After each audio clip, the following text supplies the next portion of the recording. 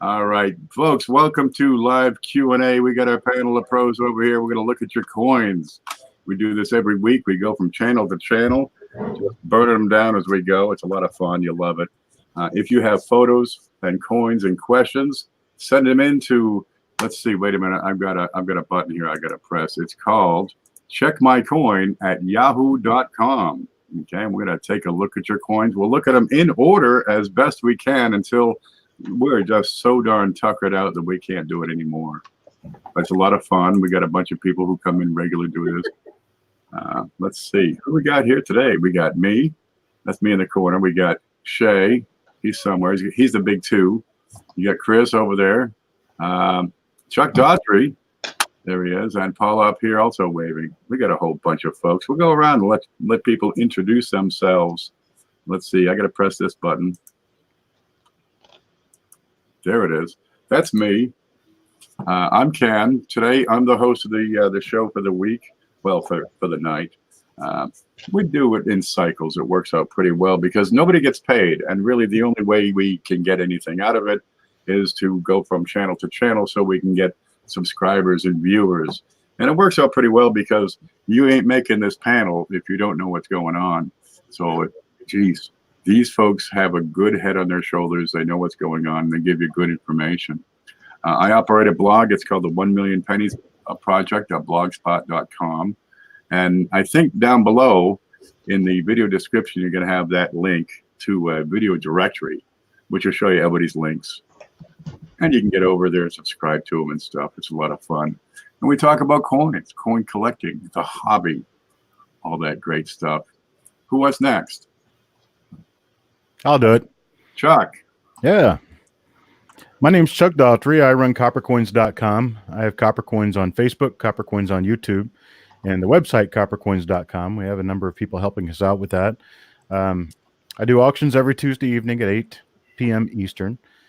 We help people with their coins on a regular basis, mainly Lincoln cents, that is. And there's a lot of people here I recognize, and they recognize me, so I'll just shut up because most of the people here know me. Okay. Well, we're glad to have you here, I'll tell you that. Paula, you're on deck. Hi, I'm Paula Bluhm. I have a YouTube channel, Paula Bluhm. I'm active on some Facebook groups, try to help new collectors. I am passionate about learning about errors and varieties and passing on the knowledge. That's it. Okie doke.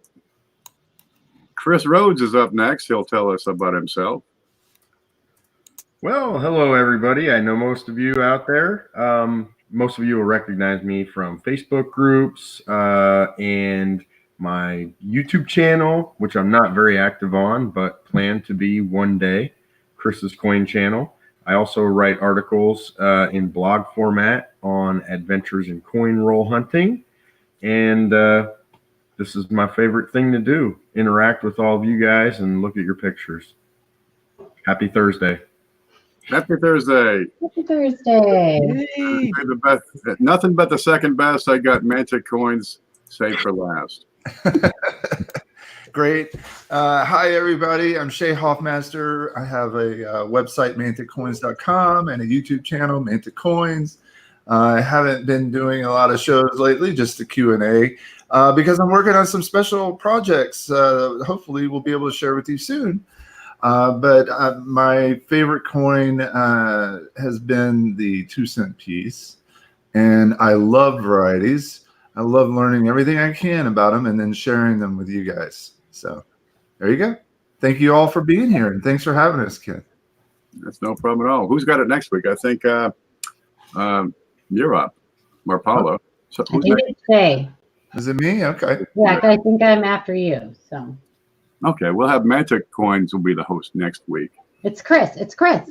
Hey, you know what? I'll do it, but it ain't gonna last long. I'm working on a computer issue, by God.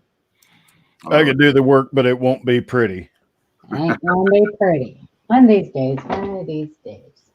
Okay, and for you folks who are just joining us and don't know where to send your pictures, we've got an email set up, and well, just send them in. checkmycoin at yahoo.com, but include a specific question. If you just say, what do you think? I think I'll move on. But if you ask a question like, what's going on, on this coin at this particular point? I don't understand it. This, why does the date look like this, or whatever particular question, that works out pretty well. And we're better able to answer those. And let's see, I got to hit this button over here now. There it is. Now, we usually have a talking point or a discussion to talk about. And we had one come in the Q&A regular. I thought it would be perfect. Hit this button. There we go. So we can, no, I got to do this first. Screen. There's a screen. That's what I look at this whole time. But we had one come in from Steve Patat, hit a couple of questions, and I thought I'd bring this one up. How do you determine fair price? What is a coin worth? I thought we'd hash that out for a few minutes and see what all you folks have to say about it. Such a deep question. I think it really it's determined by the market it's in. And what I mean by that is if you sell a coin on eBay, you'll get one price. You sell it on Facebook, you may get something else. You sell it on heritage auctions, you may get something else. It depends who's looking for that specific coin at that specific time. Oh my God, it's so deep. If I could figure it out, I'd be a millionaire. Yeah, I think the condition of the coin is also huge to determine the value of the coin. That's all. I'm working on shutting my phone down. That's all. We got price lists out there. The Red Book, Coin Magazine has a monthly price list. There's some price lists online here. Let's see if that's the one I want.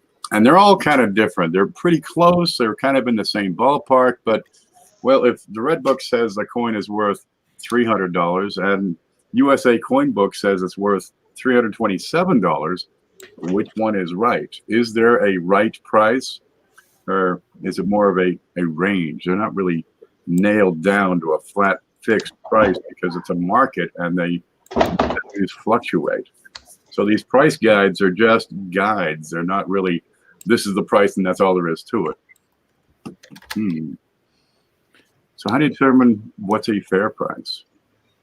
I think one of the main things that I try to make sure I'm looking out after is the market itself and how the market is doing at the time, how things are selling in general. And then I try to research other things that are similar to what I'm trying to sell. Then I look at the price guides, and if I can find a couple of sales online at auction or something to that effect, and then I can find a price guide that I can match it up to, and they're somewhat similar in range, that's what I consider an item worth. Now, I'll find out whether or not I'm right based on whether the item sells. If it doesn't sell in a reasonable amount of time, of course, then I know I need to move the price down.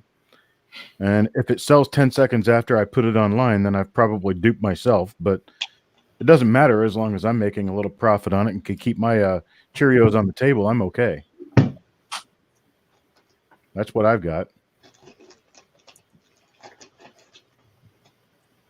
Shay, you got anything to add? Oh boy, I've been thinking about this since you said it, and it's tough. It's tough because you go out to Numis Media and you see some fairly decent retail prices, and then I get the gray sheet, and so I see bid and ask price. And then I go to a number of dealers who will, offer, if I'm dropping a couple $100 or more, up to $1,000, they usually say, hey, we'll give you a deal. And then I go to a show and I go to one table and, I see a Kennedy $50 at a certain grade for $150. I go to another table and it's $110. I'm thankful that I didn't buy the first one, and then I buy, I walk around, I find the best one. So it's I hate to use the realtor example, but location. It's like, how many people are around you looking at coins and trying to buy and sell? So what's your population around you? What's the available stock look like? And anyway, what I'm trying to get to is that it's you can peruse eBay and think the price is one thing. You can go to a coin shop and think it's something different. And you can go to a coin show and it's completely different. Or you can go to Chuck's auction and then find out it's something completely different.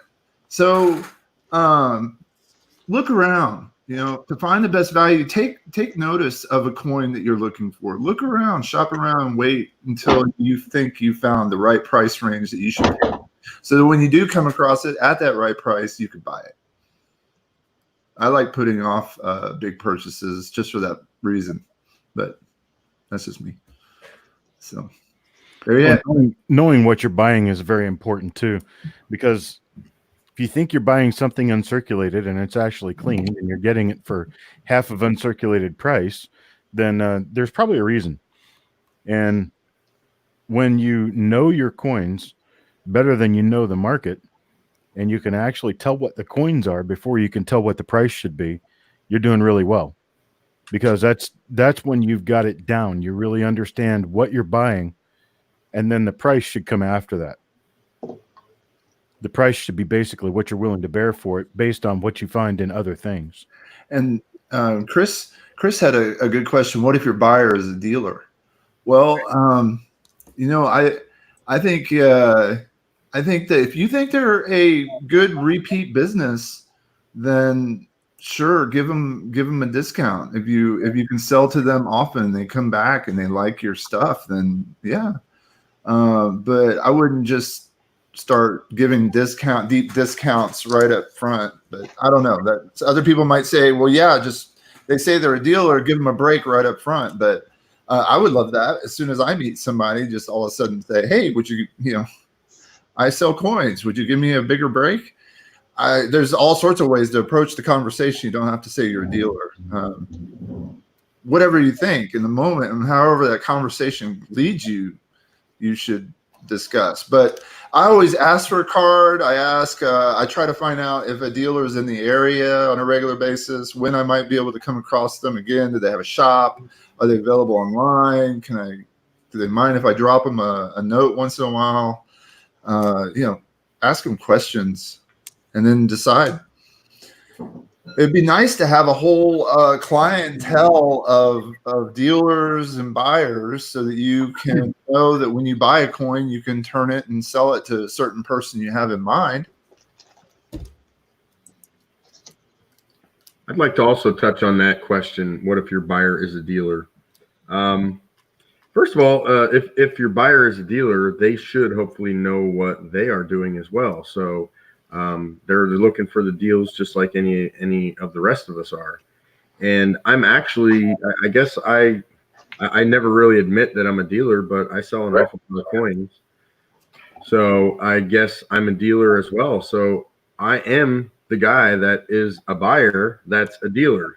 So I'm lucky because there's not really many error or variety collectors anywhere around me. And I mean anywhere, because I've been going to shows up to 2.5 hours away from me, and I'm getting really good deals on errors and varieties, because the people that are going to the shows are at the point in their collecting career that they are looking for the really hard to get stuff, the high grade stuff. They're all older people.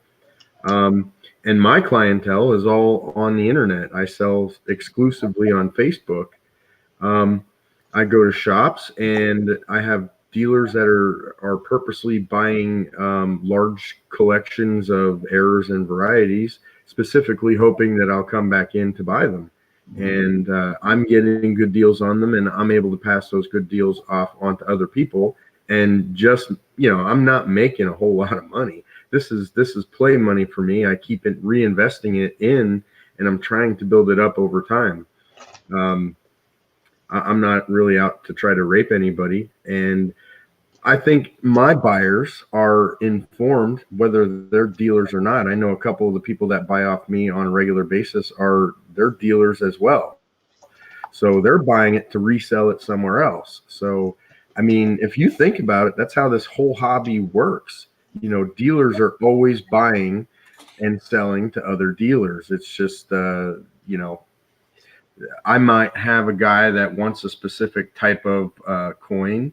The guy I'm buying it from doesn't have that clientele. So we're kind of like trading inventory, I guess, so to speak. So I think it's very common that your buyer is a dealer.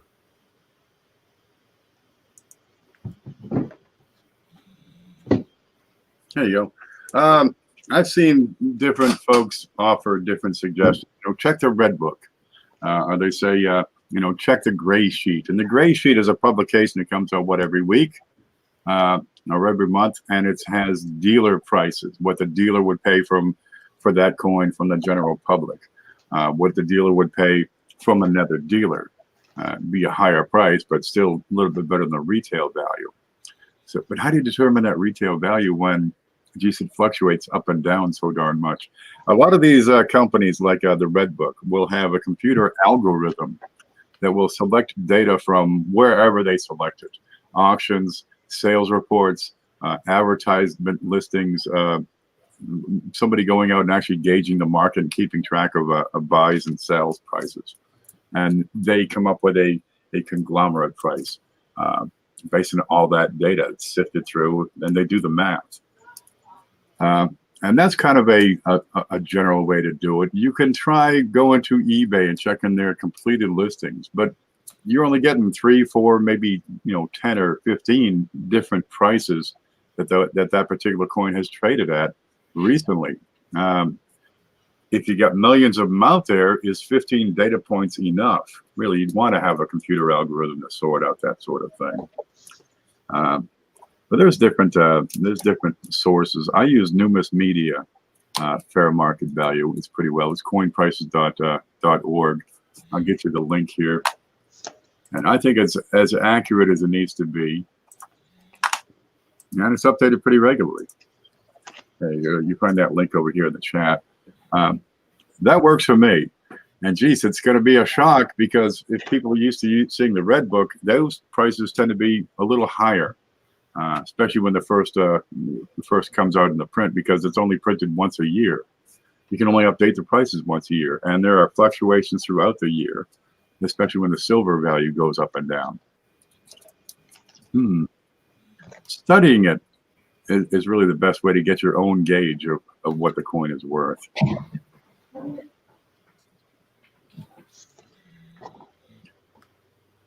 Anybody else have anything to add?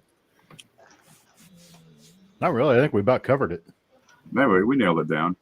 All right. Have we got any photos ready yet? I'm going to try to open here. We got a bunch of pictures and emails already in there. Let me.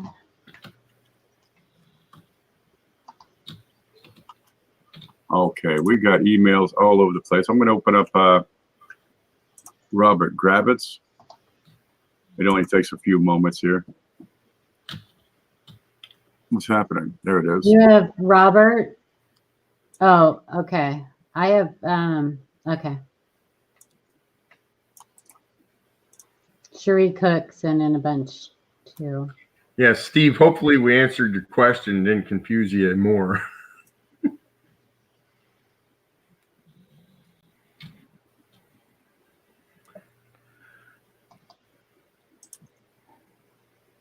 So several occasions, several folks didn't know the exact pronoun to use for Spitfire. So she says, this chick is getting a head start on Q&A night. Nice.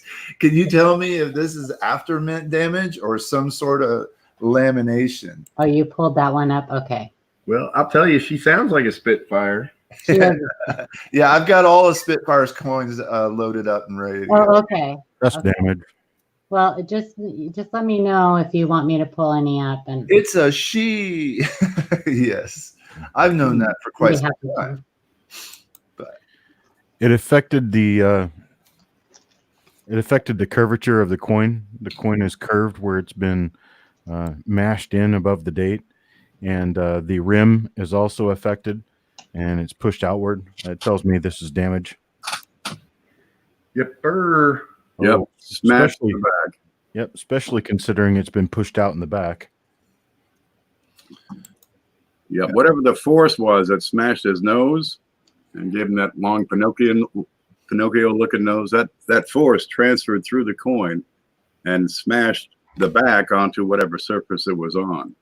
Use the force. Oh, they used it here. Damage. Just in time for winter. It's a carrot nose.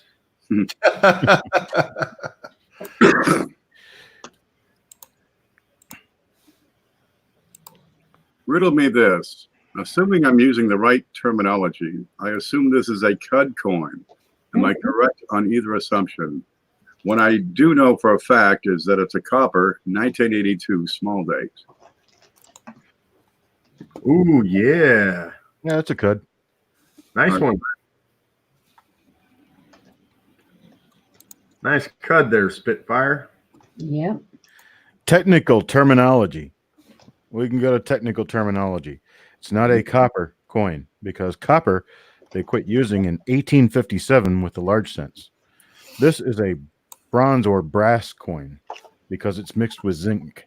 And because it's mixed with zinc, it's not quote unquote copper. We call it copper, but technically it's not. Fun fact. Hey, details are important. Yep. And it's pronounced serif. From 1909 to 1962, it had 3% zinc and 2% tin, and that mix is called French bronze or French brass. But Paula, I thought Serif don't like it. Serif don't like it. The Casbah. Rock the Cosmo.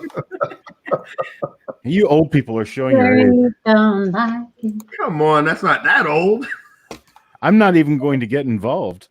You know you were If I do, then I'd be tapping, showing you my know age. you were tapping your toes over there, Chuck. Stop denying it. I don't have any toes. I have club feet. Tapping your clubs then. Okay, I've got one ready. Or do you have another one from Cherie? I've got another one loaded up. Is nobody chatting in chat, or is it just like has my chat frozen? It keeps going back to top chat for me. Oh, I'm in there. I've been saying hi to my mom's here. Hello, Leslie. Mom. Hello, Dave's mom.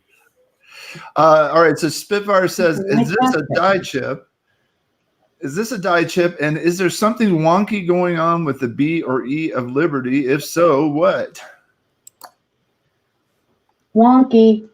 Well, That's a die chip on the 5. Die chip on the 5. See that. I'm not really seeing much. It looks like there might be a little die crack coming off the top of the E and the bottom of the B.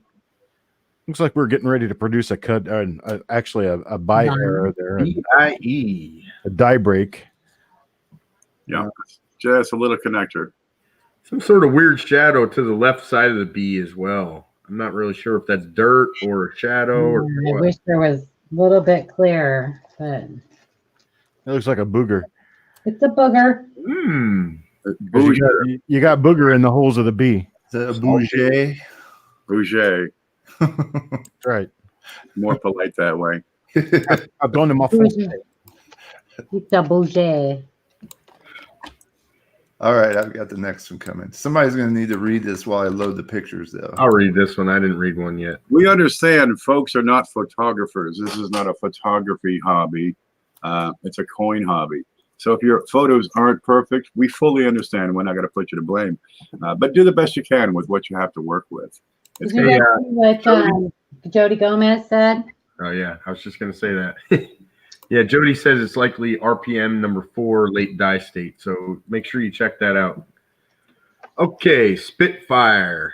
You are on a roll. Why stop now? Is this weak enough to be considered a weak D variety? Can you tell if it was altered to be to appear to be a weak D? I purchased it at a local shop, labeled it as 1922D wheat cent, no mentioning on the variety if it is in fact one. I'm going to go with no. Yep. PCGS isn't going to consider that a weak D.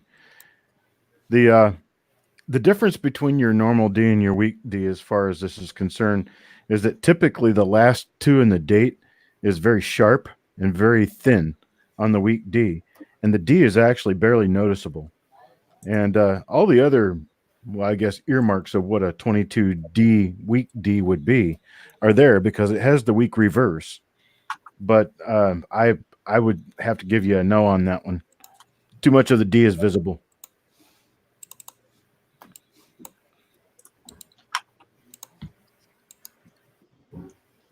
The weak D is barely visible when you can find it. Okay, I've got one from Robert, Not a Troll. Let me see if I can get this one ready. Here's the screen. I'm going to make me big. Robert, Not a Troll. I love some of the names these people come up with. He's not a troll. Levels of He is man not a asked troll. if He's there are die markers for the 22. For the varieties of the 22, are there die markers? Yes. Yes. What's going on between the 10 and 12 on this coin, he's saying. And I've got it right here. 10 and 12, which is 10 o'clock and 12 o'clock. That's damage. Damage. Also French. I'm into French today. Come on. That coin also looked like it was harshly cleaned. The opposite of that will be here because the coin is flipped over. That almost looks like somebody squeezed it in a vice. Or damage by a hammer. Hammer. The hammer. There it is. But whatever impacted it had a bit of a curve to it. Looks like it got smashed a couple of times. Looks See, like I can read part of pluribus on there. Is that what I'm seeing? Can I see part of pluribus? I see something on there. Yeah. Pareidolia. No, just kidding. Sorry. Maybe. L-U. It would be backwards. Yeah, it definitely looks like somebody took another coin and like. What I'm seeing is a U right in the center, and then an R one letter to the left, and then an I next to that. That's what I'm seeing. But not that it would actually make any difference, but it kind of shows you that there's a possibility this could have been squeezed into another coin. Mm-hmm. On this side, it looks like vice lines. That's possible. But here you see the roundness of the coin. It should be a nice round coin, and it's distorted. It's been squeezed out. If it's done at the mint in the collar, it's going to be round. Out of collar, it's still usually round, but can have like a limited to this area, will be kind of round and like a blister. But this is there's no mint process that would create this. That's been mashed. Smashed. That's been mashed down. Yeah, this You're might really be. getting that accent down there, aren't you? Yes, sir. Yes. Okay, most of the stuff you find are going to be damaged. Let's get back to here. If it quacks like a duck. Yep. Most of the stuff you're going to find is going to be damaged. That's why I say always start with that assumption, and you're going to be right almost every time. It's those items you can't explain as damage, or where there's something that points to it being something else. It's got a feature like, an extra head.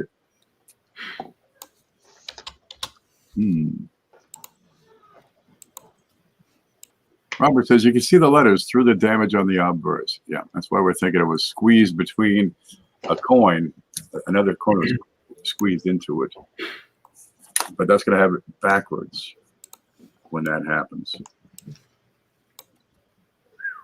Spitfire is on fire here. Let's see what we got. She's into it. Can you tell if this is a holy crap Batman of lucky finds? Even if not, I made off with a nice high-graded 1946 S. But I really don't think the old man checks for varieties. I had to cut some of that out because it was kind of long. But yeah, here we go. Not it. Oh wait, can we zoom in on that any? Well, that's definitely an S over D right there. So the connection between the lower serif and the center curve. That's the back of a D. Yep. What is that weird lump up above the 9 and the 4? That's your head. Oh wait. Yes, that right there. A weird lump. Up. Keep going up. You were correct. Right in the center. Yes. That looks like a die dent. Okay.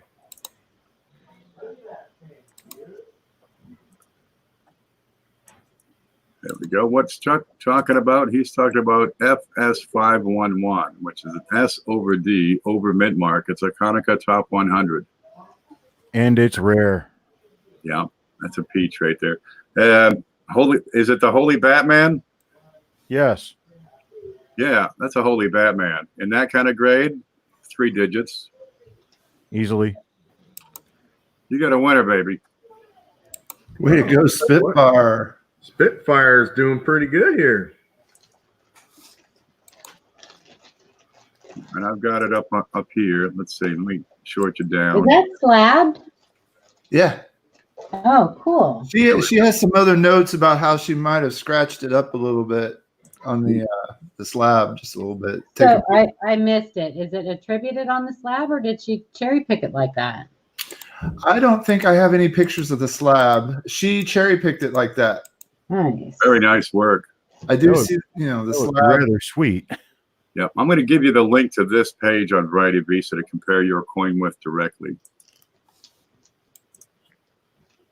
And that'll be in the chat starting Awesome job, Spitfire. now. Good girl. Chuck, how come you didn't find any of those the other day?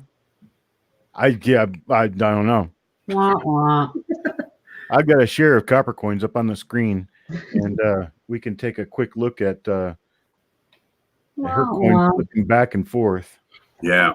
But this is the S over D as it's listed on copper coins, and you can see right here you've got that top part of a D, and then here you've got what Ken mentioned is the what I call a vertical bar of a D. So you can basically trace the D like this, and the D mint mark is smaller than the S mint mark. And what I generally look for is these die scratches right up here in front of the chin, and die scratches north and south through the area of Liberty. If you find those, then you've definitely got it. And there's a couple of small little die gouges that you can see in the lower coat, and then a lot of die scratches on the reverse too.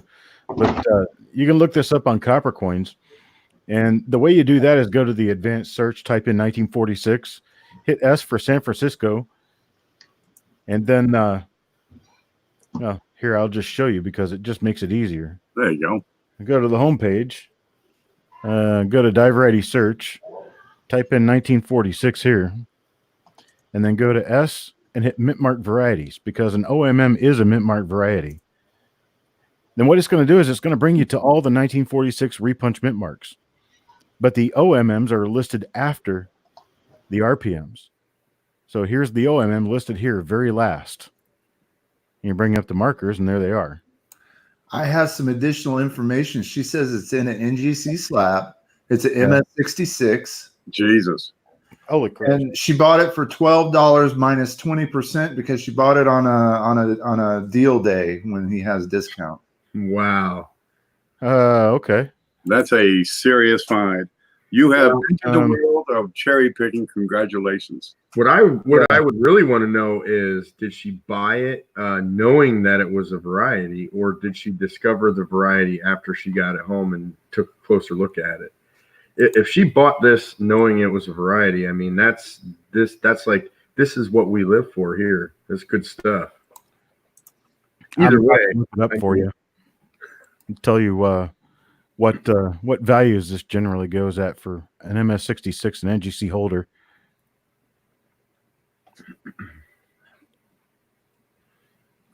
Okay, $12 minus 20%. That's a $10 bill.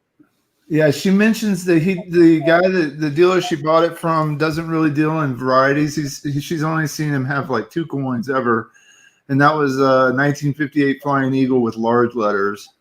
She says she also got the 1922 D from there, but we determined that wasn't a weak D. But yeah, I would keep going back and checking out the stock. Oh, we don't have values listed for this one. Evidently they changed their website again, and it's not showing any auction results. I'll have to check Heritage and see what I can find on Heritage. Okay, you can go back to the show, and I'll go look at Heritage and see if I can find anything. Okie doke. Let me see. How do I do this? There's me. I'm going to go me for a second here. And go to the screen. We're on the screen. You got some price guides down at the bottom of the Variety Vista site. MS66. They've got $1,000 in that particular slot. Let me see if you can see what I can see. It's more than that. Yeah. And these values, well, they go back, several months for sure. And I don't think they're updated regularly. Some of them are kind of just filled in almost numerically. But when you get into these high grades, so these rarer coins, you got a winner. He's got some populations here, Annex, NGC, not too many, 160 total. And you're probably, the top 20, 21. You're into the 4-digit range. Easily. And what? You paid $10 for it. So, making 2 orders of magnitude as a return on your investment is always a good thing. So, yeah, congratulations on that. It's a peach. Okay, I've got it back up on my screen now. I've got Heritage on here. And here's one right here. It's a MS66 red by PCGS, sold for $1,320. Sometimes it can be a little difficult to piece together what's going on with some of this, but here's another one, $1,997. Looking for one in NGC that's a 66, and I don't see one. I see a 65 that went for $446. And some of these auctions can be a little bit old too, but most of these are relatively new. These are all, well, for the better part, 2019. So, yeah, I would estimate a fair market value of probably $1,200–1,300 for that. Yeah, by looking at what I see here, you got a 67, but that's an Annex holder, and it only went for $423. And I can see why. You can see it's kind of stained looking. Yeah, but I would call this a $1,200–1,300 coin easy. So now we need to get her reaction. We should have had a camera on her when we were doing this. I know. I'm waiting for her to say something. Has she even said anything in chat? I don't think she's in the chat. I don't think she's at all yet today. Oh, no. Man, boy, she could be surprised when she finally does, though. Well, good job if you're watching this back, Sherry. Yeah, that's the cherry pick of the week right there for sure. Sherry, congratulations. Make sure you watch this show. Heck, I'd put that on my front page. I'd put that on my home page. Just for pronunciation's sake, it's Cherie. Well, you got the pictures. Well, we're still having trouble with serifs, so. And this fell right into what we were talking about earlier about how we don't like to tell people that their coins are nothing, and we love it when we get to tell people that they have found something special. I wasn't even thinking of that actually, but yeah, it is kind of cool. Yeah. Because my brain always just goes to what's the truth. Right. And that's it, And I'm so used to telling people, no, that's not what you think you have there. And here finally we've got one. I've been struggling with that the last couple of days. I swear everybody's coming out of the woodwork, and they're so argumentative and angry. Yeah. It's so frustrating. You're actually going out of your way to try to help people, and even in most cases try to teach them how A lot of times I've been finding lately it's poor photography, poor lighting. I had two just today that were, you know, the lighting is coming in from the side and it's creating these weird shadows. And I don't think people understand what the actual shape of the letters on the coins are. They're not square, they're not round. They kind of have these, you know, tapered sides. I call them chamfered sides. And when the light's shining at it on an angle, it gives the illusion of a notch. And I've been fooled myself through pictures. I learned my lesson. And to try to explain that to people, they just get mad at you and say you don't know what you're talking about. And it's so frustrating. Yeah, you know, it seems to come in waves because definitely. I actually, in fact, this morning I was talking to Ken first thing this morning, and I said, yeah, you know, I've actually been starting to make, you know, comments again on Facebook. I got away from it for a while because I was getting that like negative all the time. And I said, yeah, and this, you know, people are actually being nice and receptive. And then boom, all of a sudden, you know, I get a nasty, you know, I know what I have and you don't know diddly, or whatever he said, something to that effect. Not in that words, but, and it does seem to come in waves. Like, I don't know. Well, sometimes the best way for people to learn is take the School of Hard Knocks, spend the money and submit it to be certified, and let them tell you no. Well, my question is, if they know what they have, why are they asking? Confirmation.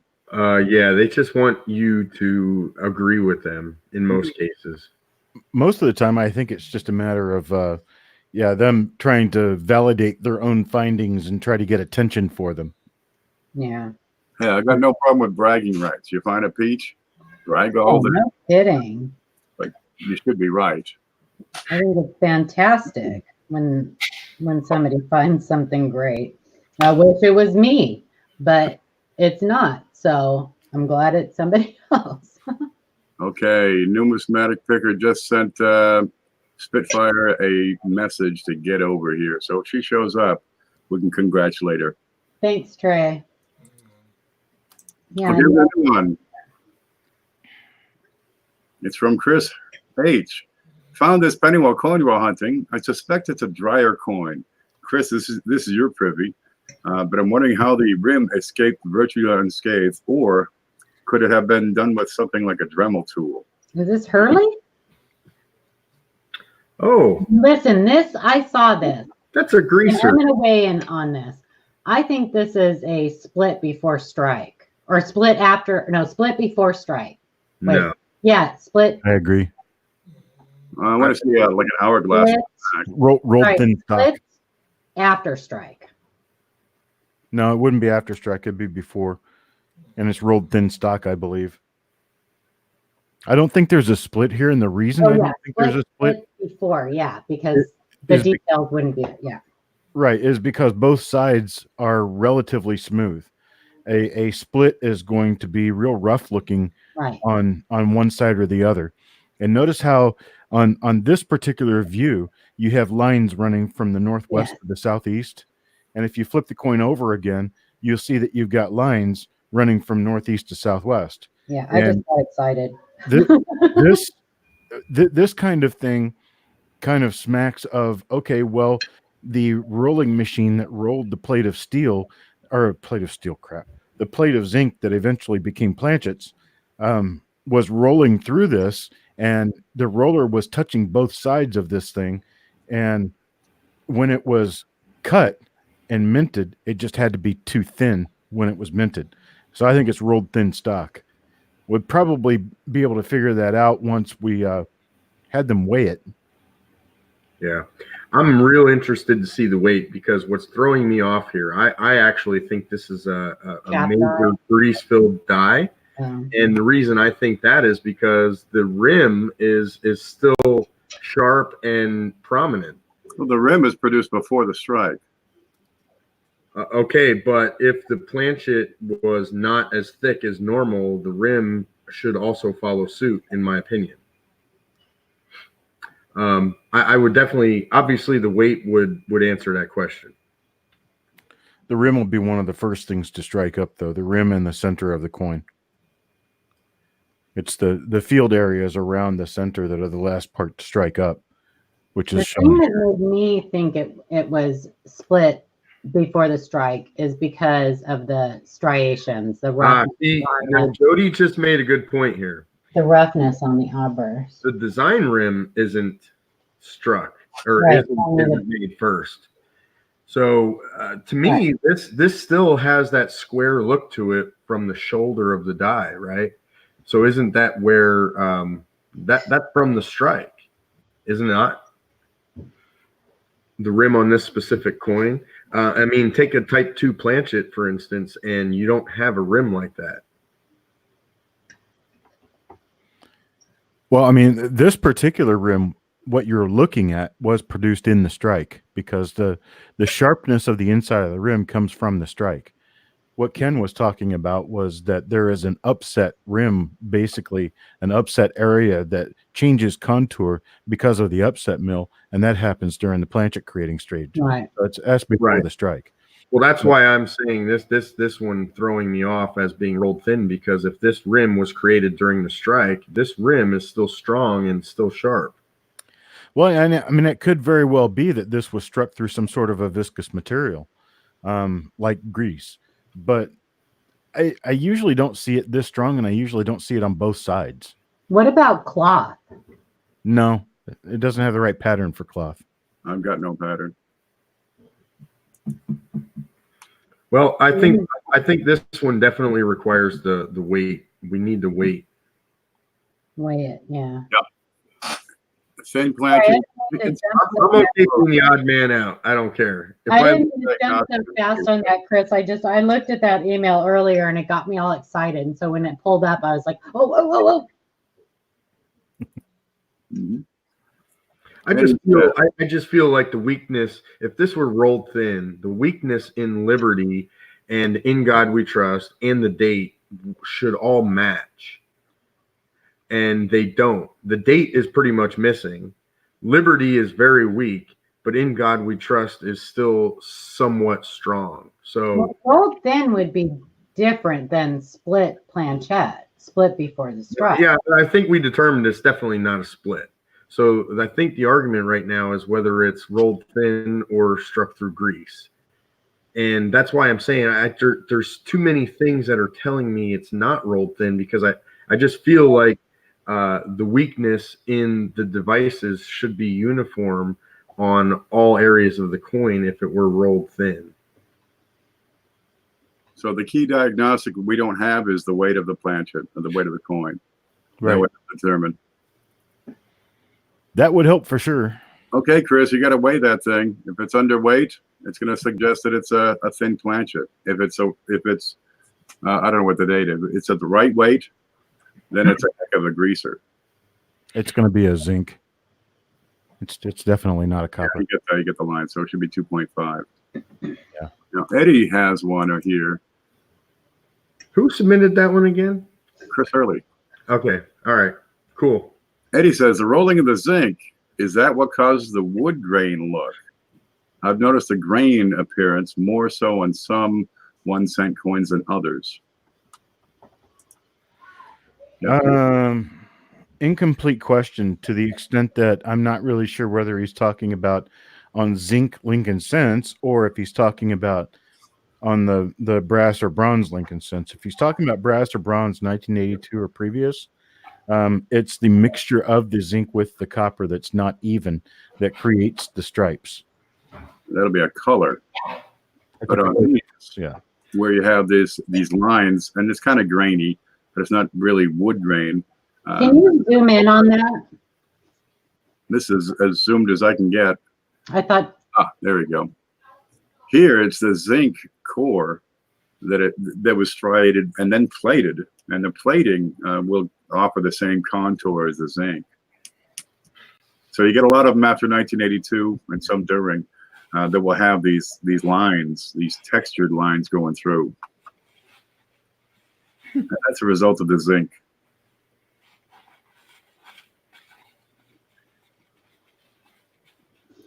Well, it's a nice find. Yeah. It is. Keeper in my book. Yeah, the jury's out, but it's a keeper. I'm going to load up another one here. I've got Doug number 1.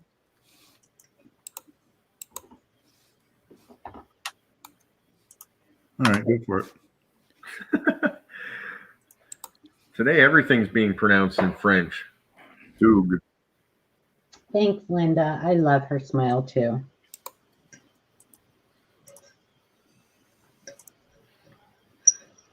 I'm eating my dinner, you guys, in case anybody's wondering why I have my camera off. This falls right at my dinner time. I didn't know that was allowed. I'd be eating my dinner too. It's allowed. I'm either going to eat my puffin corn or my barbecue pork rinds. Very short. While we're waiting for Ken, I've got my greaser find of the week. It's a New Hampshire quarter. Oh, wow. I got her. I got her. Hey, that sounds like something from down your way, Chuck. Yeah, that's right. Hey, I did got you her. go pick her up yesterday? Yeah, I got her. Nice. Well, and then we have United States of M. Hey, let's see that unum on the back again. Unum, sorry. Unum. It looks a little thick. It's over thick. That's a thick girl right there. What? Yep. Bottom of the eye. It looks like dye deterioration. The bottom of the first 0. Yeah, I see it on both sides of the eye. Yeah. Look at you. If I can get it a little bit closer. No. It's got 14 molecules on that one side. That's a good one. It's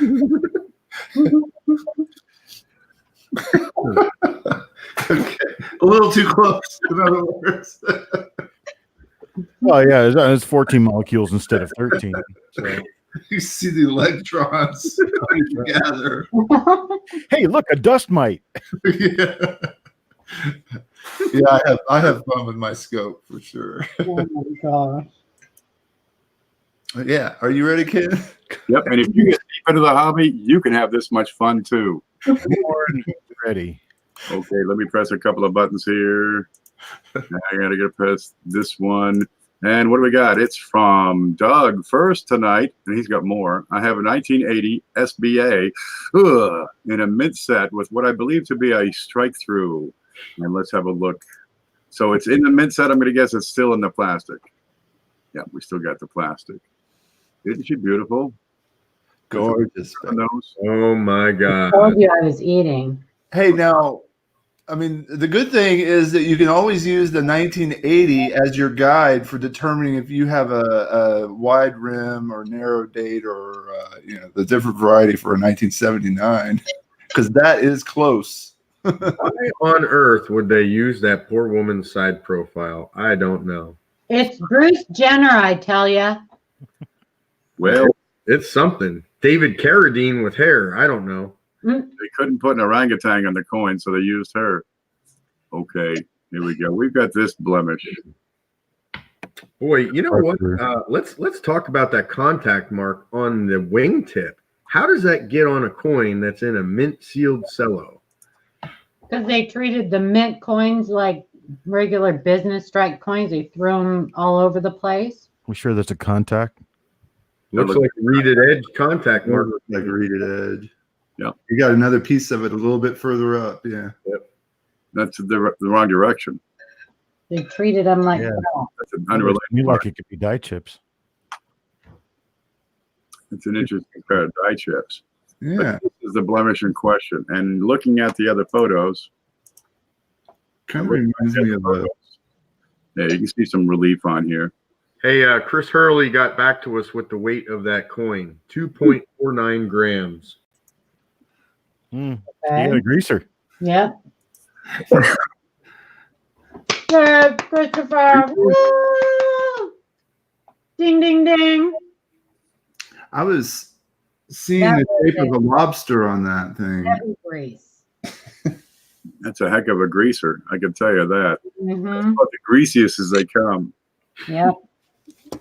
All right. Now what we got here on the SBA is essentially the same darn thing. It's just a speck of something, and it's consistent with some grease having splashed on, but it just kind of deformed. You'll find this on quarters, half dollars, the small dollars. And Team Rhodes. But this wouldn't cause me to say, "Oh my God, I got to have that." You'll find these instances, and they're out there. We can actually see by this photo that is definitely a contact mark on the wingtip. If you can go back just a little bit, you see them on the tip, right up here. and that's a shame. I mean, you would think if you get these mint sets, they should be handled a little bit better, but they're not. Anybody seeing the shape of a lobster there? No, I don't have those same medications, I guess. Wow. I didn't have a lot of valuable input on this one. So.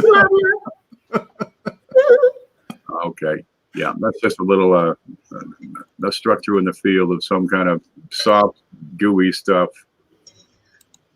Okay. No premium, but it is a handsome man. Coin.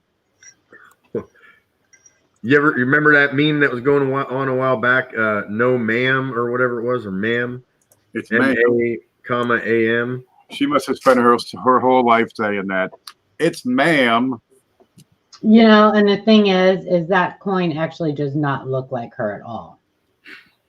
I'm sure she was a very nice personality. What's up, Sylvia? There's SJ. Hey, Boo-boo. What's going on in here? We're just talking coins. Hey, SJ. Go We're figure. talking smack about historic figures. Well, Linda Wallace makes her look beautiful with her necklaces. Okay, from Kirk H. I bought this coin to adjust my lighting on my photography setup because a coin is just cooler than a color card. Oh, they got that on the Mars. Okay, I posed this question several times on multiple forums. I'm not going to comment. Not been a unanimous decision on it. Most lean towards artificial toning. The pull away on the upper star seems to confound even the most jaded and respectable critics. My skin in the game is low anyway. How do you see it? I will refrain from commenting on this one.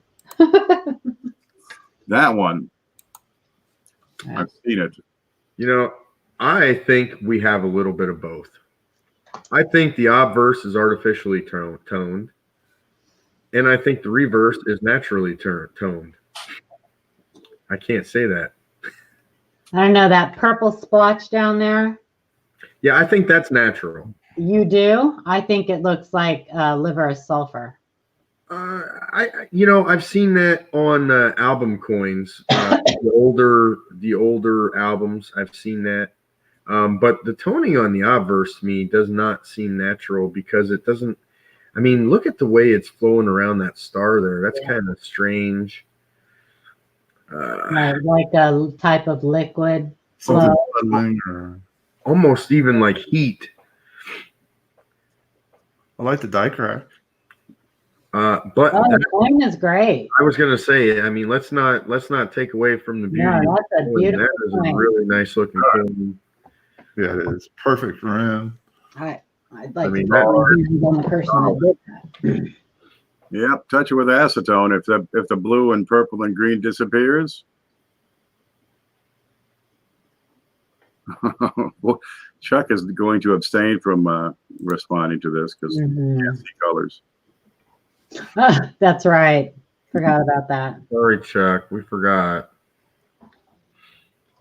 Colorblind. Okay, well, you can see the streaks in the coin, Chuck. So they're all green and Ow. Oh my God, Who's got the feedback? Paula! me. Yeah. Wow, that's bad. Oh, my ears. Absolutely no bugs are going to want to get anywhere near her. Yep. Ooh. Okay. So what do you guys think? I mean, what's the consensus here? I say I think Paula needs to get the fork out of her mic plug. Is that better? No. No. Slap your mic around a little bit. No, you dropped some pasta on your microphone. Okay, I'm gonna go out. That's why you don't eat and Q&A at the same time. Yeah. Where'd she go? She'll be She back. Darn it, we drove her out. I think I heard her say I'm gonna leave then. Yeah, when you get these colorful coins, geez, it's hard to differentiate between natural and unnatural toning. A simple test is just try a little spot of acetone on it, and if it goes away, dude, it's been butchered. Chuck is unqualified. He's colorblind. My father was colorblind. He's chloroformed. Yeah, his first job, he painted apartments for a guy, and the guy came to check on him. Good, His bad. first day, he painted 3 rooms. This one's like orange. That one's blue, right? This one over here is red. They're all supposed to be green. He said, "You're fired." Mic check. Check 1 2. Mic check 1 2. I'll just be really, really quiet. No, you're fine. You're good there. So that one's going to stay pretty much up in the air until really inspected by in hand by someone who knows the fake. I wouldn't care because that's such a beautiful coin. Who Hey, cares? the condition is great. Sorry, I don't know how that happened. I didn't touch anything or switch anything on my audio or anything. Weird. I dropped a coin on the desk one time and it caused a feedback loop somehow. Maybe because I don't know. Okay, I'm going to open another one in a second here. Give me a second to unload this one. I don't have a clue how that happened. Is that what that was doing? No, it was screaming at us really loud. Yeah, your voice sounded really far away. Sorry. I'm going to do Doug number 2 next.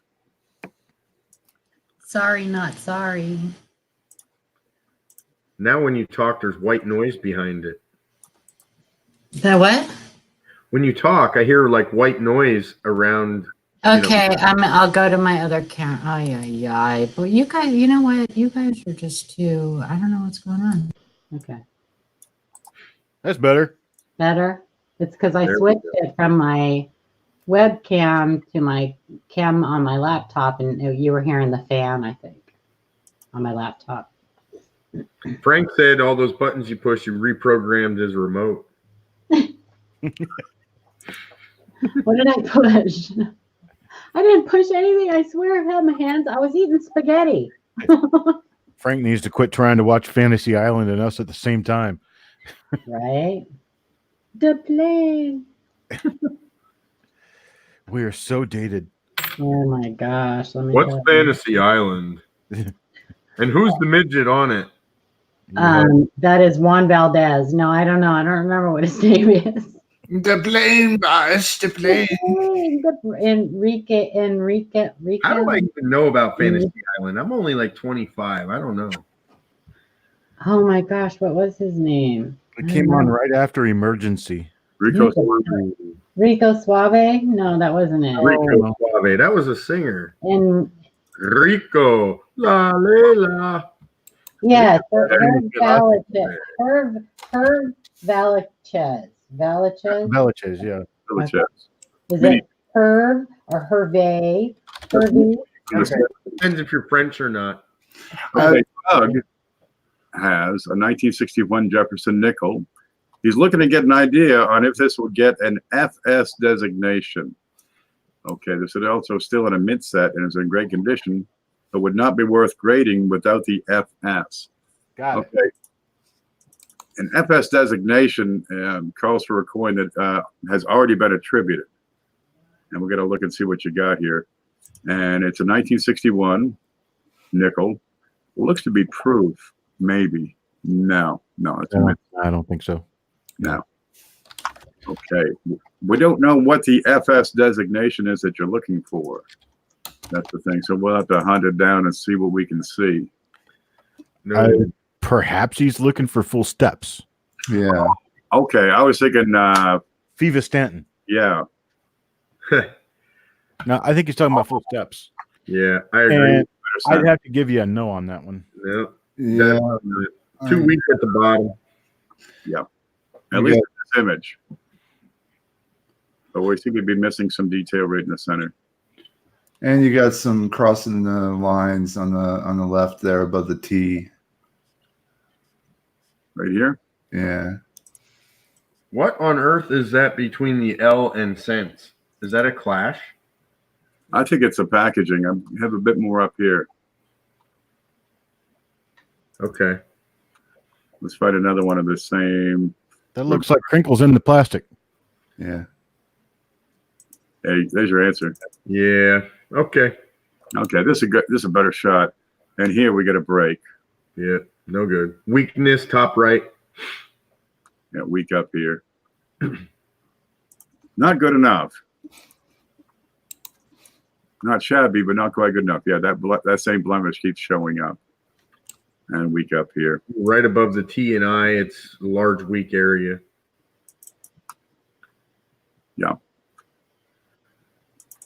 Well, it's not a bad looking piece, though. We'll give you that much. Where is he? Here's TJ. Okay. Still not 100%. That's not proof. We can go back and have another look. Still looks like it could be proof. Look at the light around the devices. Right. Yeah. That's a pretty shiny field. 1961. But I don't have a. And come kind of nice, but I think it's in a mint set, isn't it? A mint set. if it's in a mint set, we definitely have our answer. Yeah, we're looking through plastic. But that cello, it is definitely a cello. So it's through cellophane, but proof sets were in cellophane that year. Yep. But I've got a wider edge here, and this is just a pin. No, that's a little bit of thinning is what that is. Do you have stripes on the side of that cellophane anywhere?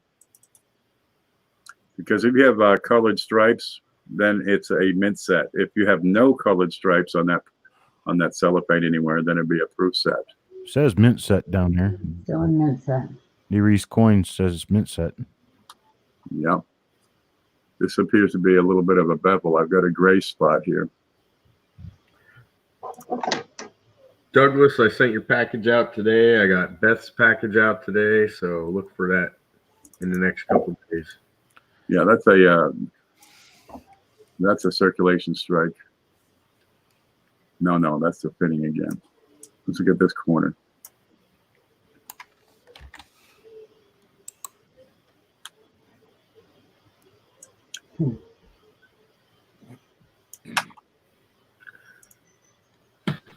So he's saying there's no colors on the packaging. So if there are no colors, then that's a proof.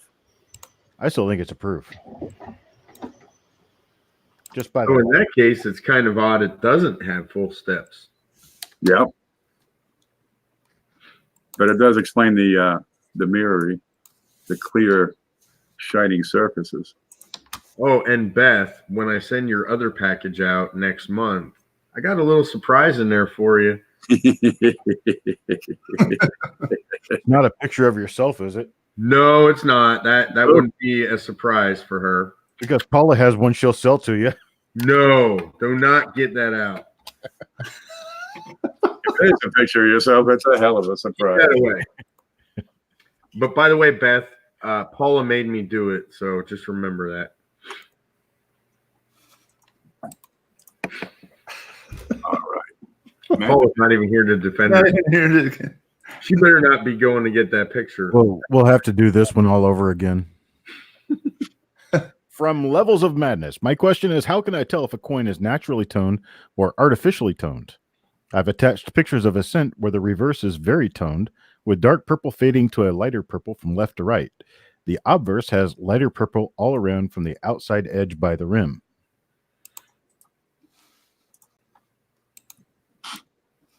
Okay. Looks like some star bursting.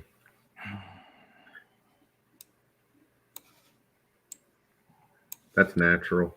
Well, yeah, it appears to be more or less natural coloring. One of the big problems is you got a lot of zinc rot going on there. Oh. But the color looks right. Looks. I don't know. Maybe I should just go back to my sign. No, Chuck. I mean, you don't have to be able to see colors. Yeah, because I can see the pattern of the color. Yeah, I think It's it's definitely real right there. I mean, Yeah. you can't do that artificially. And how do you tell? Good question. How do you tell? The coloration follows the flow lines in the dye, and also it's kind of a like a cloud. It's kind of hazy and comes in and fades out. If you have artificial toning, it's going to look like you spilled Kool-Aid on the coin. Like It's going to that. have very sharp, hard edges. And it's really difficult to come up with this particular type of striped coloring like you've got going on right here. On an older coin, one of the older brass or bronze coins, your coloration is going to really depend on what it was exposed to. And all coloration on coins has something to do with its exposure to something. Because a Lincoln cent, totally unexposed to anything, any environmental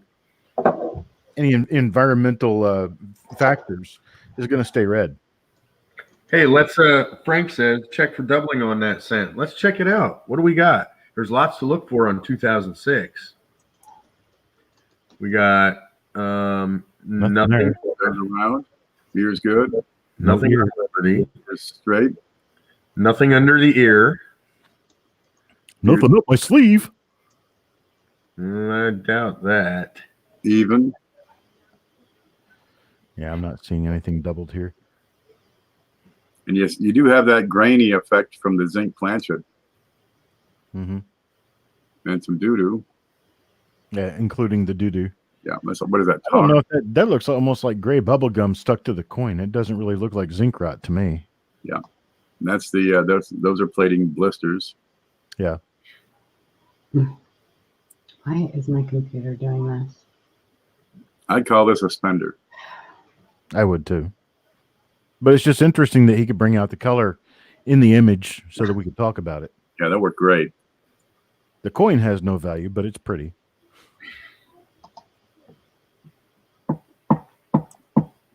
Okay, I've got one. Let me see if I can get this ready. Paula, I told Beth that you are making me send that thing to her. That's okay. I'll take credit. Okay. Heck Good. yeah. Blame Paula. Okay, last one from Doug is another what appears to be a strike through, but this one looks a little weird. Open it when Steven's not around, Beth. Ready? He's got a dime. It's a 2018. Up above his head. Yeah. Pardon? Right above his head. Mhm. Yeah. Looks like a water droplet. Slobber. Here's the back. it's either slobber or it's a little struck through. No Oh, game. it's right Now, through it there. take a close-up look. Oh, There's two definitely. things I would say: something on it, or something in it, which would be a struck through. And you get these little bits of strike through. Just some little debris got in there and left a cavity. Because of the direction of the ambient lighting in the photographs, I would say that it's in the coin and not on. Mhm. Yeah. I've got light coming in from the left side. I've got shadow on the left side. So that shadow is lower than the field. So that's a struck through. And over here, the light comes in from the left and shows on the right side of the cavity. This is consistent with a struck through device. And unlike a crater, you don't have a raised rim that would show damage. No furrows.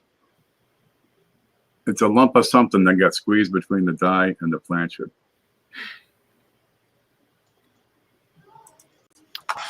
But probably not grease. Just a bit of metal from somewhere. Premium? very little. It's a tiny little structure. You'll get these a lot. You can find them on proof sets easily because it's, it's a good coin, good quality coin. And unfortunately, that will affect the high grade. You're not going to get a 68, 69, or 70 with something like that. But, if you like character, it's probably a one of a kind. Yep. Coin Dragon says, lumpa lumpa burning love. As soon as I saw it, I thought he said oompa loompa. Hunka hunka. And if you like characters, it's probably why you watch this show. Yep, just enough to give it some personality. From Jason W. I heard Paula likes half dimes, so we wanted to show this one. 1838.0 half dime. If we go ahead and get this graded, what will the slab say? Which grading company is more preferred for old rare coins that have been cleaned in the past? Oh gosh. Don't do it. Don't do it. They will not grade it. No, look at that damage. It'll come back in a body bag.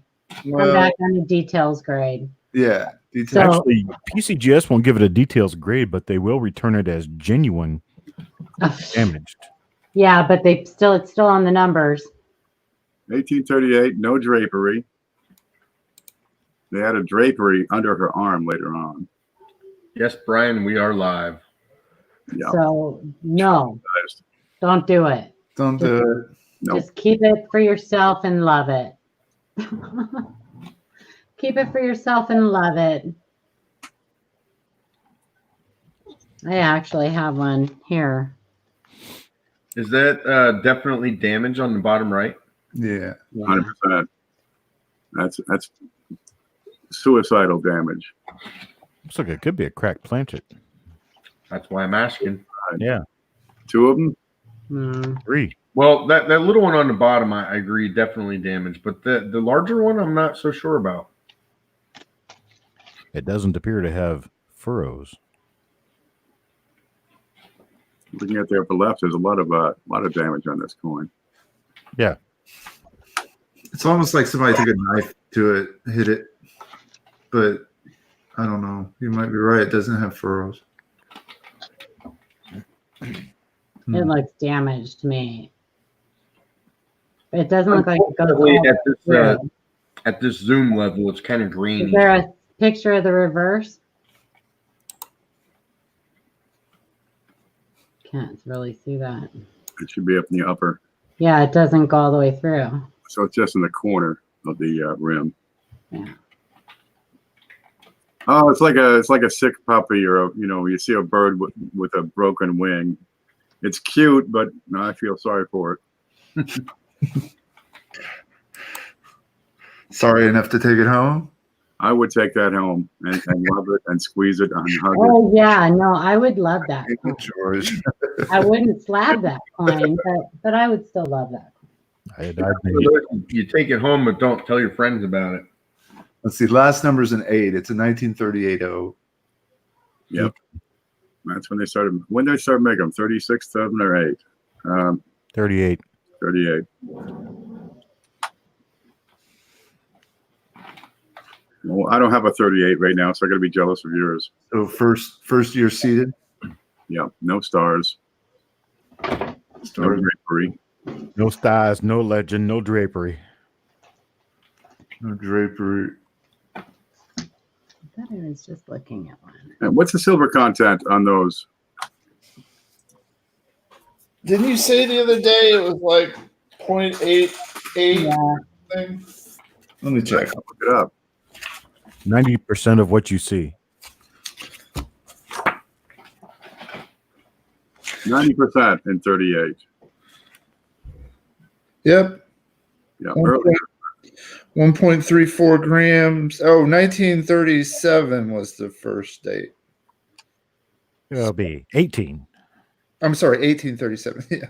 Yeah. Duh. Oh wow. There's 70,000 produced in 18. Yeah, it has a low mintage. That's nice.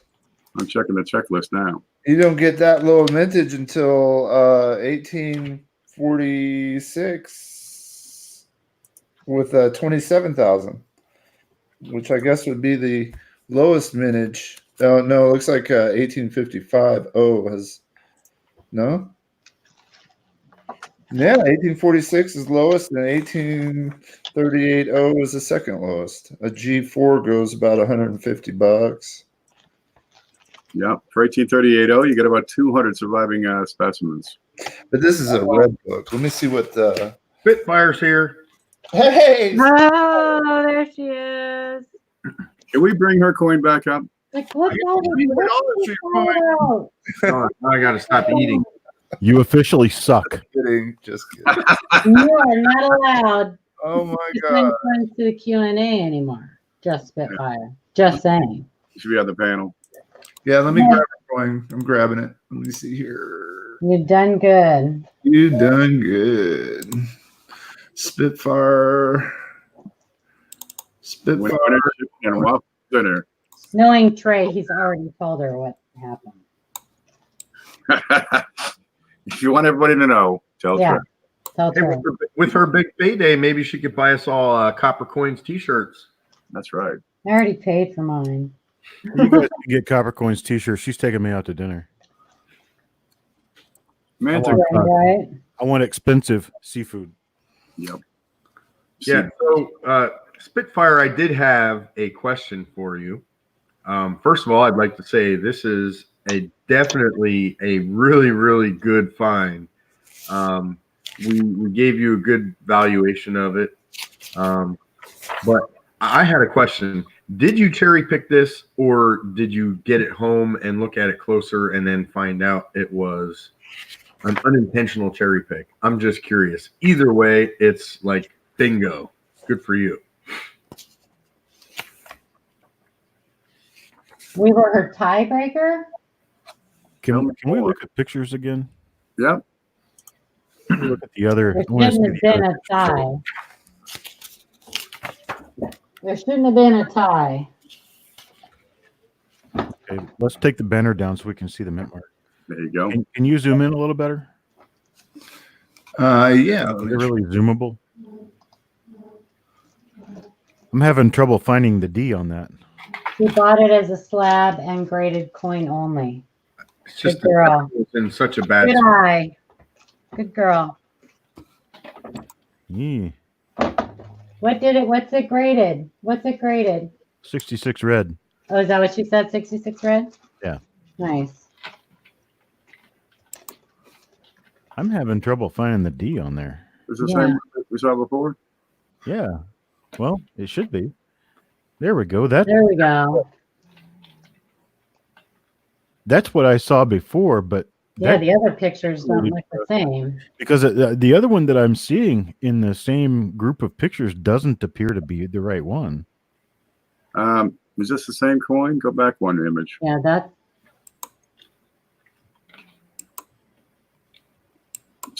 Same. no. That Doesn't doesn't look like even the position's the same. Okay, what's happening? I hope we're right about this.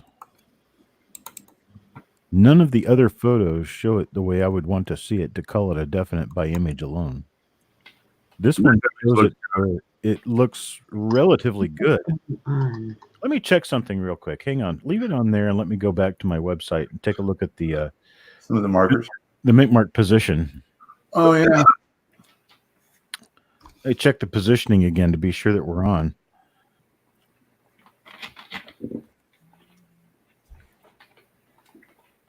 I hope we didn't celebrate too soon. Oh, darn it. Okay, now let's go back over and take a look at that coin again. Yes. Close up. No, this isn't it. Oh, no. No, this can't be it. Mint mark position is off. Yeah, mint mark is too close to the 4 and the date.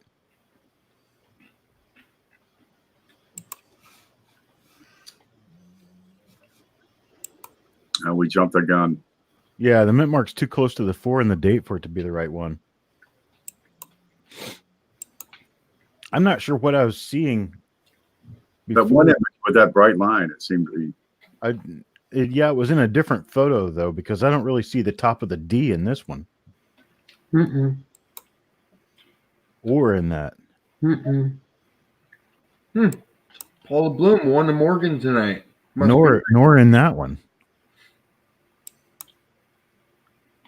No, it had to have been a different image that it was this one. When you blew this one up, it appeared to have that top of the D and appeared to have the side of the D right there. But it's pretty evident from looking at the image on my website here that the positioning of the mint mark is incorrect. I win a Morgan. How would I win a Morgan, Cajun? Another Anyway, crazy thing is these die scratches. I mean, they look very similar. Similar. Well. Yeah, similar, but not straight on. Where'd you go? Did you get rid of me? I lost my paper. No, you're here, but it's not showing. Hang on. It's gone. Now you got it? There. That's odd. Okay.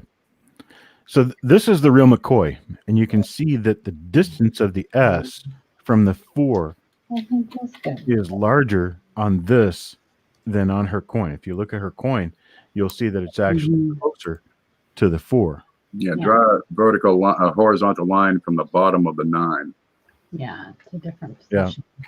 And the S is even with that. But on your Spitfire's example, it's higher than that line. Okay, we jumped the gun on that one. Yeah, I think we did. I was gauging it by what was a grainy photo because it was zoomed in, and I think the pixelation caused the appearance of that line. Darn it. Well, thank God we didn't hype her up while she was here. Yeah. Yeah. Should have taken me up on the $300 offer because I would have gotten, Spitfire, I'm sorry. Yeah. It was a wrong call. It's going to happen from time to time. We hate when it does. We're still pulling for you, and it's still a wonderful coin. She paid $10 for a coin, and it's a beautiful coin. She did good. She did good. Yeah. It's worth over 10, that's for sure.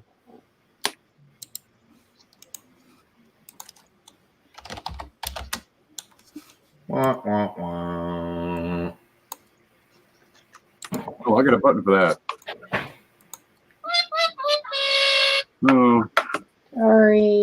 Now I feel bad. that's the wrong button. Stop. Oh. Pardon. Okay. We'll carry on. That one wasn't a button. Either way, you did good, Spitfire. Either way, you did good. Chris is stuffing his pie hole. Actually, I was licking my fingers. The end of stuffing your pie hole. Sorry, I am very excited. Thank you, Cajun. I didn't want to talk while they were talking, but thank you very much. That's cool. Cajun here?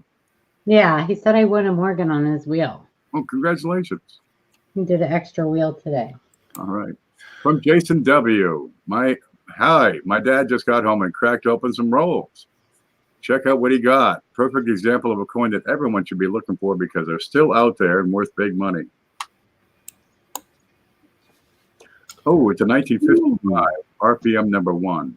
Exactly right. 1955 SRPM number 1. Nice. Out of a brand new roll, you got some color, great shape. My question is, you only found one?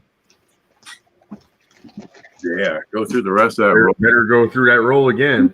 Usually on a fresh roll, you're going to find at least 3 or 4 of them. I want one. Yeah, that in a nice MS63 64 red, you're talking about a $30 to $40 coin. That'll pay for the roll. Absolutely. Very cool find. I used to get these rolls for $4 a piece. Lost the playoffs 3-2. No World Series for me. I'm having to imagine that would have to be National League because, or American League. Has to be the American League. Who was the American League? Dodgers and somebody. Brooklyn. The great part about going through those original Bankrupt rolls, right? The coins are made off the die. They go into a hopper. Maybe have a few of these presses feeding the same hopper, and they get bagged up and then rolled all together. So a lot of times when you find one die variety, chances are pretty good you find several examples in that roll. And then if you manage to get an original box, then you've got 50 rolls. Yeah, you got of basically all the same stuff. Yep. And 1955 S roll you can get anywhere from $20 to $40. And you find one of those, it kind of pays for the whole darn roll. You find several of them, that's a jackpot.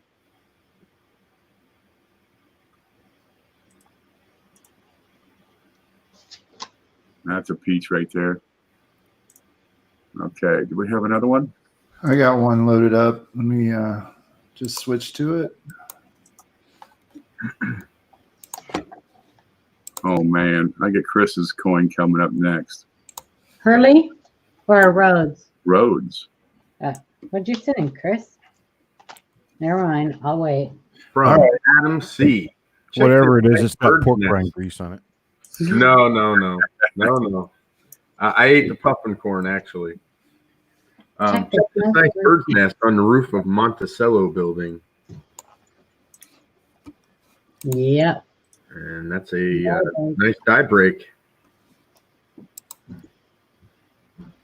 That's a nice 1940 right there. It is a nice 1940. Look, it has a B mint mark. A B. B. It's a B. It's like it has an 8 for a mint mark. Gonna be good. Yeah, that's a nice coin. That must be an albatross nest. Eagle.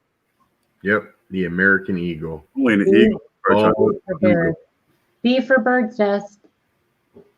That's right.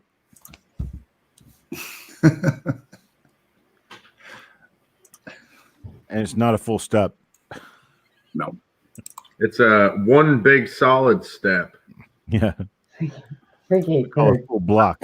But a giant leap for mankind. Chris, you want to tell them what this is? Yeah. Oh, yeah. I've been waiting for this coin for 3 weeks, and Oh, my I finally got Lord. it. What, Paula? I said, all my life.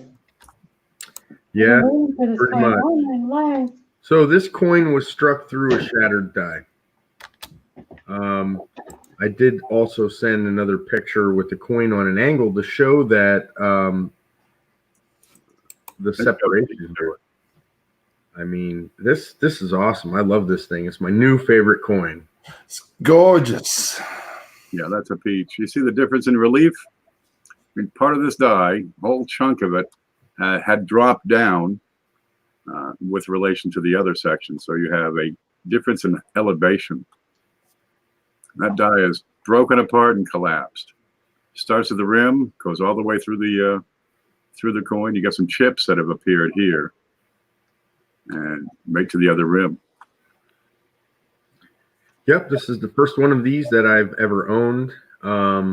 A different group that I help run, the lady posted this, and I started talking with her about it, told her what it was, and she really had no interest in it. She doesn't collect errors, but she is a coin collector.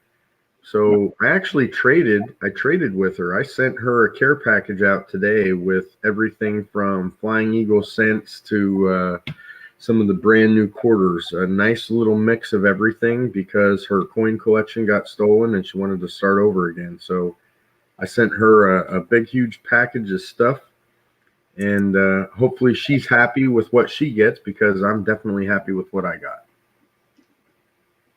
Coin Dragon says he bets that die went bang. I'd say so. And That's more like actually, a I've pop-up seen pimple. quite a few of those for 2001P. So I'm not sure if they had issues with the dies that year or what, but I've seen a couple different ones. Yeah, I'll trailer on to Eddie. James says Halloween Frankenstein dime. I'm just gonna call it a Frankendime. I like it. Frankendime. Okay. Have you got another one, Shay? I've got a question from Adam C. If somebody wants to take it. There's no picture. How do they decide what varieties go in the cherry picker's guide? Is it random? Do they look at new attributions and pick the extreme ones? I had a good long conversation with Bill Fiva about that one time. And the reason is because I found something that I thought was worthy of going into the cherry picker's guide. And I had a good 20, 30-minute discussion with him. And I've been to dinner with him a few different times, and he talked about it. And so I'm pretty qualified to answer this one. It has to have what he calls character. And in order for it to have character, it has to be something that's readily visible, that's readily recognizable for what it is. And it has to have some form of scarcity to it. And then he will consider listing it. Now, as the book gets larger and larger and more difficult to print because it has more information in it, they get a little more constraining about what they will and will not list. And so a lot of your newer discoveries now may or may not ever get listed simply because the book's getting big and they're trying to limit the overall size of the book. Limit the overall size by limiting what content is in there. He considers that for all the die varieties known, only about the top 5 or 10% of all of them have much general collector interest. And that's what he's looking for, something with general collector interest. Not somebody like me who's been playing around with pennies for 45 years. He's looking for someone who bought a red book last year, started collecting coins, and finds something that's just amazing. Blow your socks off amazing. And it's something that is obvious what it is. I call them grandma coins. Basically what that means is if I find a coin that has an oddity on it that I know my grandma could tell what it is, then it's big. And that's kind of how he goes about it. It has to have character, and that was his words. Like that 1955S RPM #1 we just looked at. That's got a fantastic amount of character. That dime Chris had, that's got character. I asked him one time, how come the 1960D RPM #1 was not listed? Yeah. And it's a really nice repunch mint mark. In fact, it's probably the widest spread of the heaviest punched repunch mint mark there is in Lincoln cents. And he said, because it's too common. They're too easy to find. I said, okay. Well, for a nice uncirculated one, you can get $20, $30 out of them. And he said, yeah, but there's a lot of other things that you can find too that have just as much character, but are much more scarce. Okay. I personally think we need to create a more modern version of the Cherry Picker's Guide. There are quite a few modern double dies that are very strong and fun to find. I mean, one of my all-time favorites is 2014 #3. You know, when you get the later die stage that has that little lightning bolt shaped die chip in there, it's just a great coin to find. There's so many in 2015, 2018. We need a modern one, really. Yeah, and there's the one in 2019. Has a lot of doubling on the on Liberty. I have one of those sitting right here.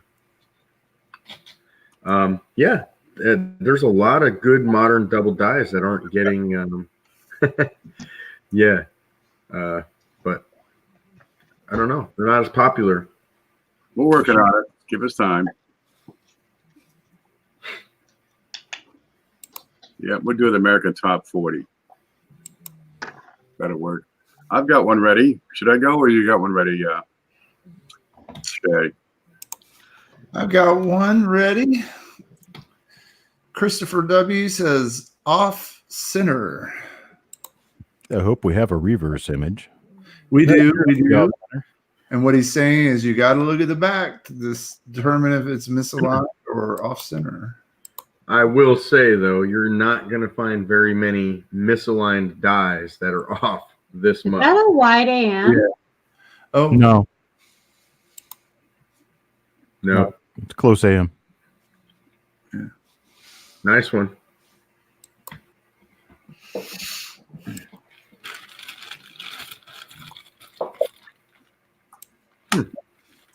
I talked to a guy one time who had an entire cigar box full of 2,000 off-center cents, just like this one. cigar box. That's a lot. He had a whole cigar box full. There were probably about 8 or 10 rolls worth of them.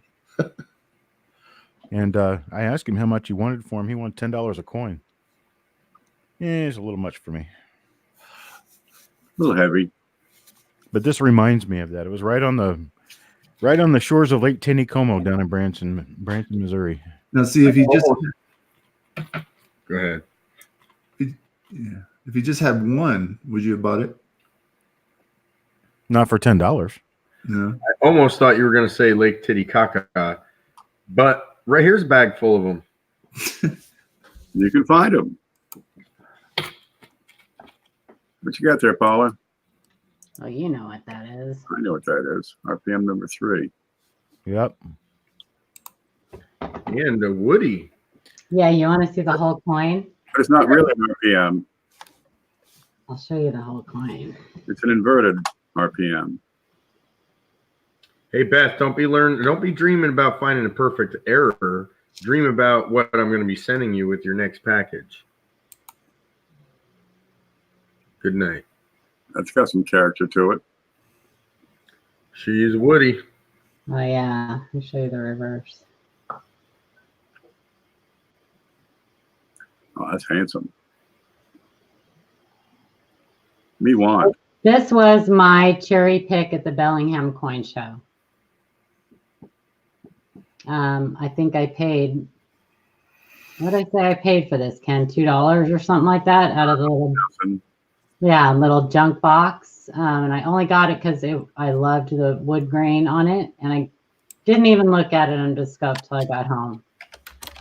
You had a scope with you? No, well, I did have a scope, but it was in our hotel room. But I didn't scope. After I ruined that V-nickel, Let's not get more out. I was done. So I didn't look at it until I got home, and I put it under the scope, and I found out what it was. There it is. How many surviving specimens or known I specimens? think there's only 12. Chuck has one. Chuck, is there like 12 or 16? Of the 1910 SRPM number 1 or number 3? Number 3. 3. No, I've sold a half dozen of them. Well, that guy on Facebook is doing what? Yeah, that's who's bought most of the ones I have. Robert Archer. Yeah, he's. Why are you shushing me? No, I was telling Chuck. Shh. Oh. Yeah, he's doing the study on him. I don't think it's highly uncommon. Well, according to him, it is. Yeah. I think the study is in its early stages. Yeah. I know he's in the works to get it renamed.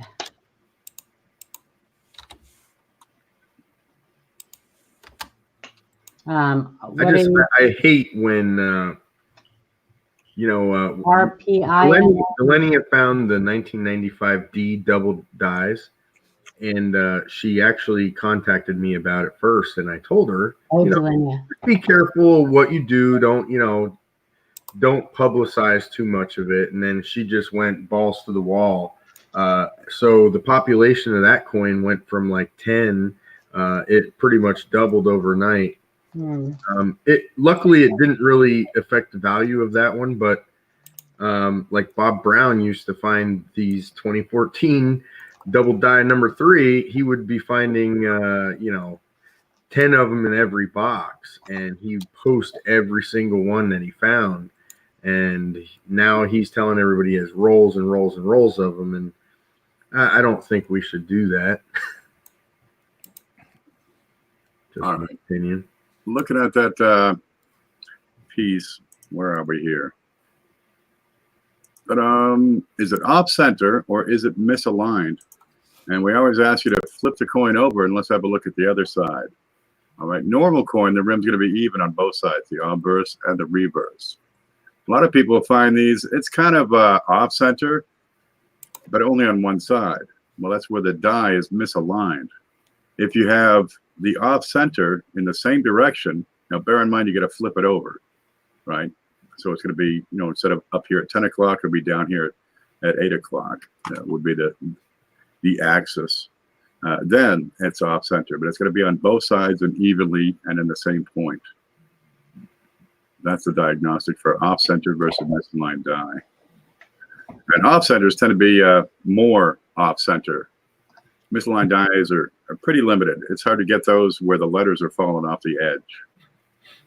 But these, you know, all you see is a part of the date. Okay, I had one come in from Adam C. I hope everyone is having a great week. I wanted to know what you guys thought about when errors or varieties are graded. Do they give a coin a lower grade because of errors like this clipped planchet? We'll see that in a second. I was told by a couple of different people that grading companies are harder on errors and varieties. I feel after looking at numerous other 1952 graded coins, mine should have gotten a higher grade. What am I not seeing? And here's his piece. There's a clip up here. So when I see a clip, I want to look at the other side. I'm looking for a weakness in the rim. Looks right. 64 or 65 red. 66 red? 66 red, curved clip at 2 o'clock. I don't see any chance of a higher grade than that. The other thing is it's a 1952 plane. 52 plane is very scarce and higher than 66 grade. Yeah, too many marks on that coin for a 67. They're on the back of the shoulder. I can see a little bit of modeling in the field above the date, below the in of In God We Trust. Yeah, there's a little bit too much going on with that coin for anything higher than a 66. I would have guessed they would grade it a 65, but they're not harder on errors. They grade errors all the same.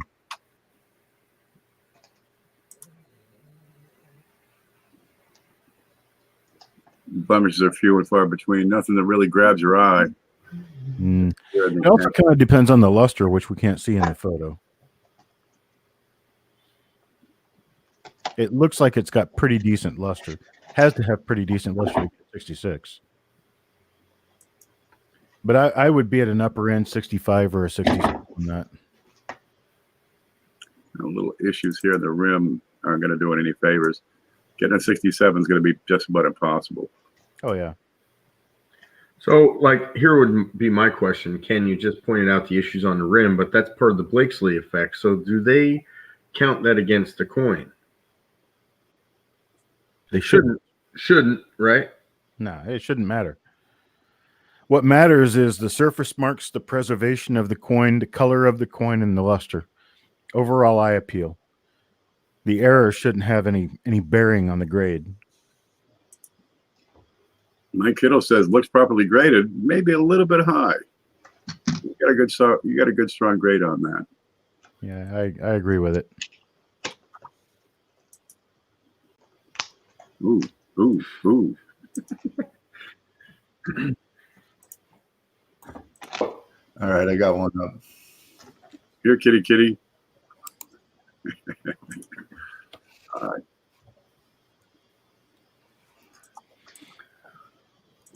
Oh, for Pete's sake, don't put one of those apps on your computer that makes a bug crawl across the screen. I get that without the app. It freaks me out, man. Cat would kill itself trying to get the bug. Okay, Stephen W. says, do you think this is worth getting graded? I call it the Lee Oswald error. Look at the perfect circle in its sideburn. From a 2019 uncirculated set. Oh, one of these again. Another one of these. This is so weird. Mm-hmm. Is that the 2000? I don't think the other Kennedy that we looked at with this, that was not a 19, was it? Yeah, because I have one. Is that what it was, a 19? Yeah. Yeah, it came Was in. that in a set. special sort of set? What Yeah, set was that in? It was in the uncirculated set, I think. They came with the W. Penny. Lincoln sent. So this tells me something happened to the hub. Somehow on the hub, it took a bit of damage, which translated to the die and made this indent on the coin. So And we're getting more and more examples of them. It's like somebody at the Mint had a BB gun. so many Mint employees missed it in their Q&A or QA. Yeah, and I don't think this is the same thing that's going on that quarter that we've been seeing and talking about. No. This is something different, but we have seen this same exact thing before. And like Paula said, she has one. And somebody else sent a picture in a while back of the same thing. So Yeah. it's kind of intriguing. It's confusing because it would be raised on the die, which, like Ken alluded to, which would mean it happened to the hub.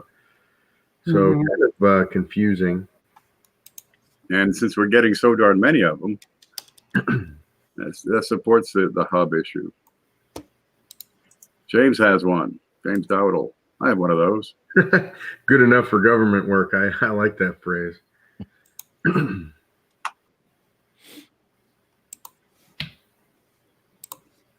Okay, let me try to get another one loaded up here. I'm working on Jeff's. I'll take Dowdle's. Boy, that's a lot of pictures.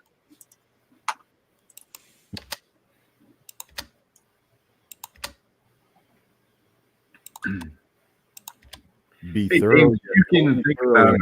I'd like to see pictures of yours at some point in time. Just curious. Mine?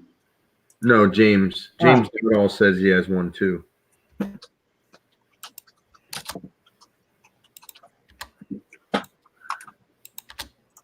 Wrong button. Yeah, because you can't see mine. I'm not gonna let you. I'll charge you. I'll charge you a shattered dime. A shattered dime. Already saw it, Paula. I know, darn it. I gotta start keeping my good stuff to myself. Okay, I'll take one. Okay, Always too. like 6 buttons. This work. That's for you. Niece is watching. I want that drop letter too. Oh, you and me both, brother. Okay. Oh, wait. What happened? Stop. Okay, sirs and ma'am. This coin below with a strange anomaly on the reverse. Is this a delamination or something better? Says James Dowdle. And we got his coin right over here. It's a 1959D. And let's look at the back. Ooh. What do you say? Lamination. 100%. Yeah. That is a cool one. It's like a rectangle. I Looks like a know. Band-Aid. It looks like Yeah. it's been like, That's an interesting shape. This is the Band-Aid coin. It is. Lambda, lambda, lambda. That's a lamb. Yeah, it seems to extend a little bit further. Omega Mu. There you go. That's a good shot of it. Lambda, Omega Mu. I just got the song going through my head. Uh-oh, don't sing it. I know you're going to because, well, you can't help it. It's the Band-Aid song. Oh man, I am stuck on Band-Aid brand because Band-Aid stuck on me. I am stuck on Band-Aid because Band-Aid stuck on me. I don't remember the rest of the song. What's that mute button? Shit. I don't have to sing anything. All I have to do is make a suggestion. I know. It's horrible. It's horrible. I've been like this since I was a child. And tomorrow afternoon, you'll still be the same way. I will. Whatever. I've been sitting on this one for a couple of months. It must be warm.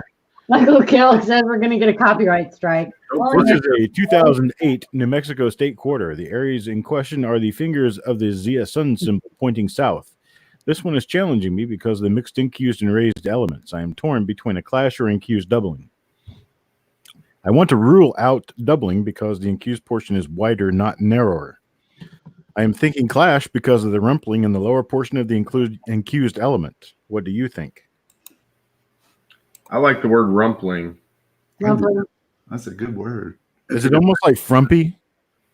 Yeah, that's another good one. I'm going to go with not a double die on this. That's not supposed to be there, and this isn't. I wonder that. That's some sort of damage.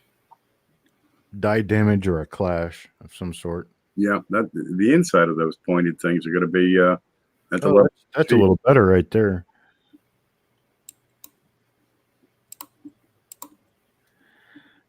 I would have to know. I'm not a quarter collector, so you'll have to give me a little bit of leeway here on this. I'm not even going to chime in on this one. This is a reference picture. That looks like, yeah, What part is? What did you say that was? This is the reference picture of a normal Okay. reverse. What part of that is raised and what part is sunken in? Can you point to a raised area? Right there. I think this is That looks like straight damage to me. So then the actual lines are incuse? nope. They're There's raised. a big ding right above that, right there. So the lines are raised. The lines are raised relief. Yeah, the line to the right is on this one. To the right is raised area here, because the light's coming in this way, and you got the shadow on the left of it. This one, I'm not so sure because the light's on the right. But Look right above that, Shay. There's a big ding in on that device right there. Right. Yeah, you just went right above it. No, right above that part. I'm pointing to it. Can't you see? Yeah, you just went over it. To Get the a little closer to the screen. Right there. yeah, if I look at the normal, you got that stuff's raised, but this seems. Okay, that one. We can't do anything with that. That's damage. Yeah, that's Come on. Damage. Damage. yeah. This I don't. It's Yeah, flattened. it goes all the way across. It's flattened. Something hit it. Yeah. It matches the damage there, and it also matches up there. So whatever hit it had a curved shape to it. The finger parts, the outline of the finger, that's raised. Inside that finger, that should be field. It should be at the same level of the field. But he's got this extra bit.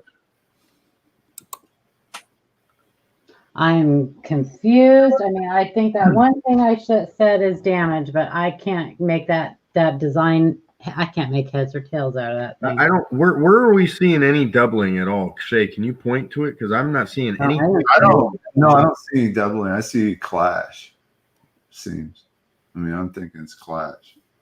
I'm not. Where can you point to where you see a clash? Here.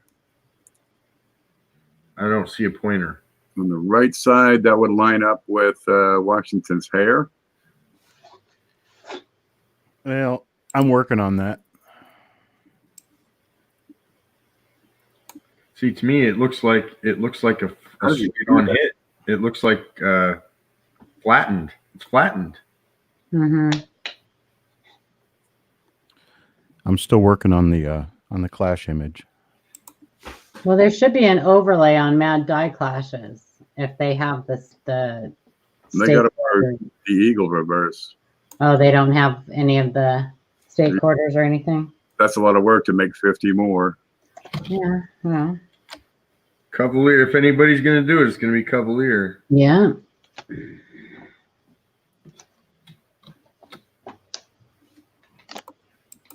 That screams clash to me. You have a shot of the obverse? Well, the obverse, it's just going to be, yeah. Yeah, that's just what lined up with his hair. Grease.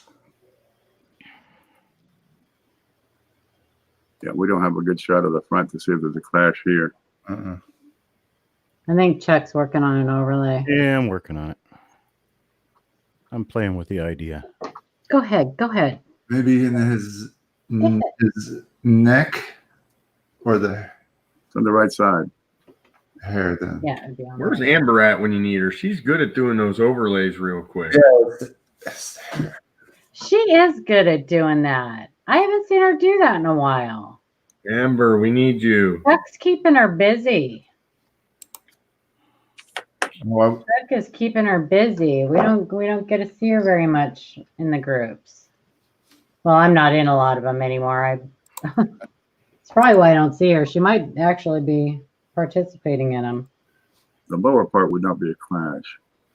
No, that looks like damage right there. Something else. I don't have an answer on that. Can you zoom in like you did before? on which part? Up here? Right there. No, down low. Is that area to the right of that finger where you think the clash is? Like right where your cursor is and right above that? Inside the finger is what I suspect is a clash. Where Ken? Inside of that. Yeah, right there. But that kind of lines up pretty well with that mark. Right. So that's a raised finger on the coin, right? Nope, the outline is raised. The inside of the finger is flat field. See, look at the reference pick. It's all flat inside. To me, it looks like it's raised, and it looks like the area around it, the outline, is raised but not as high. No, the edge is raised. Okay. But this is deeper than the rest of the field. In this inside here, inside is deeper than the rest of the field. I wish I actually had one for reference. Yeah. And I mean, I've been looking. This is definitely an anomaly. I don't think is damage. I mean, I've got a couple of references. Let me see. Yeah, I think it's clash mark, just like this up here. Let me see if I think I have some actually. But why is it distorting the shape of that finger? Yeah, there's definitely damage there, Chris. Whether that relates to that part inside there, I don't think I it don't does. know, but we may be looking at two different issues. You know, it may be damage and a clash. I don't know. What, Chuck? Sorry. Oh, there's his overlay. So yeah, so Well, okay, so then it's Washington's earlobe. here. Yeah, it's his earlobe. And if you look up on the east side of the sun there, you can see the lines from his hair that you can see in the coin. Ponytail. Okay, Yeah. I'm sold. This is a clash. I'm sold, baby. So we're seeing that damage, and it's right at that clash mark. So I think that's where it gets confusing. And that's also a central high point of the coin, so it could easily just be a hit. Yeah, there's definitely a hit there. Right. And I think that just got confused with they're totally separate. Yep. I don't know this design, but Photoshop I do know. There you go. overlay Yeah, I don't do those quarters, so I don't know. But that's a great overlay. You should save that, Chuck. Check out what I just found in my in one of my The tubes. same thing? Yeah, you did. Of course you did, Shay. That's an ear. Definitely looks like his ear to me. That's a good match for the other coin, and there it is. Huh. Yeah. How funny. So That it is must, only be, good. it must be pretty common. It could be, yeah. No, it's not. I check every New Mexico quarter, and I've only found one out of maybe 100 boxes. So I don't know if it's exactly common. I thought you said you just grabbed one out of there. No, I have a tube of New Mexico. Oh, okay. I you know me. I keep everything I find. Yeah, no, it just the way you said it, it made it sound like you just grabbed it out of a pile of pocket change. And look what I just found. No. So I'm like, okay, then it must be pretty common if he's just grabbing that out. Two New Mexico varieties, and this was the only one I had. Okay. Yeah.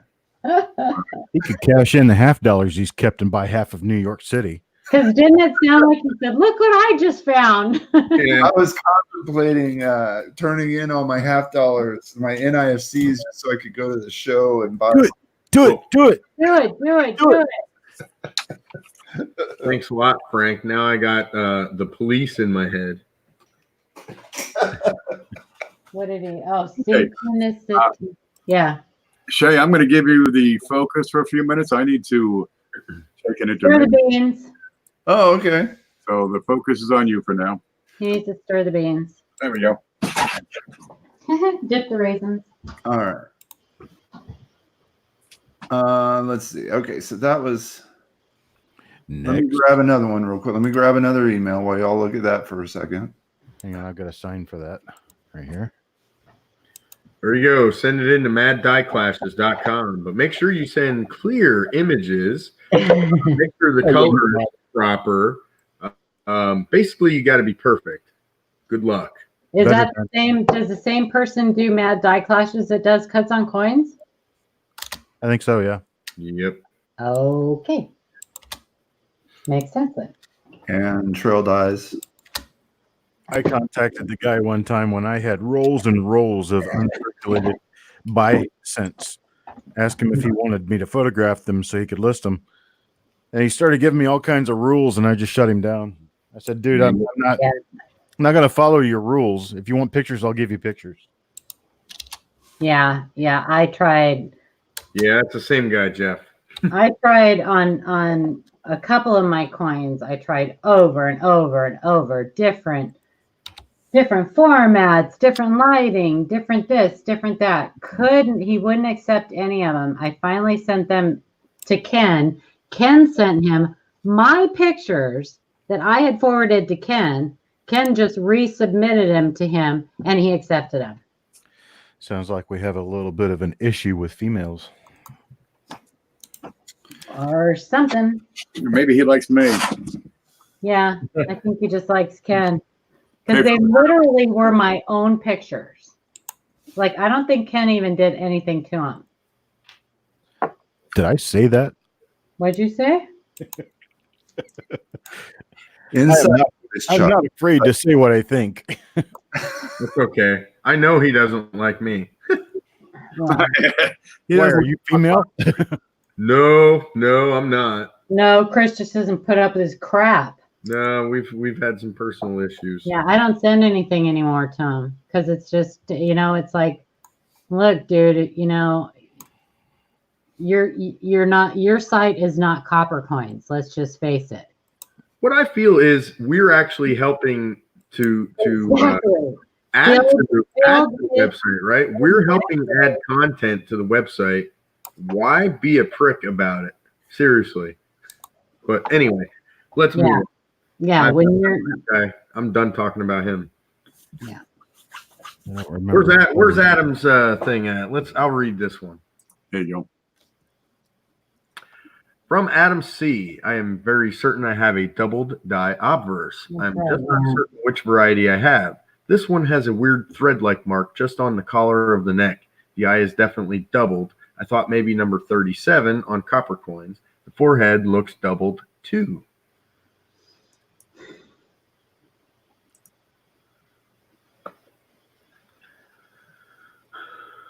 I see some die transfer there. Ooh, I definitely see a doubled eyelid.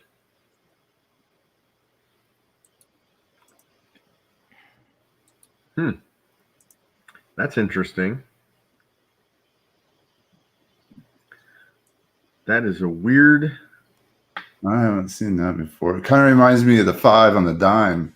Yeah, that's a weird anomaly there. It's kind of cool.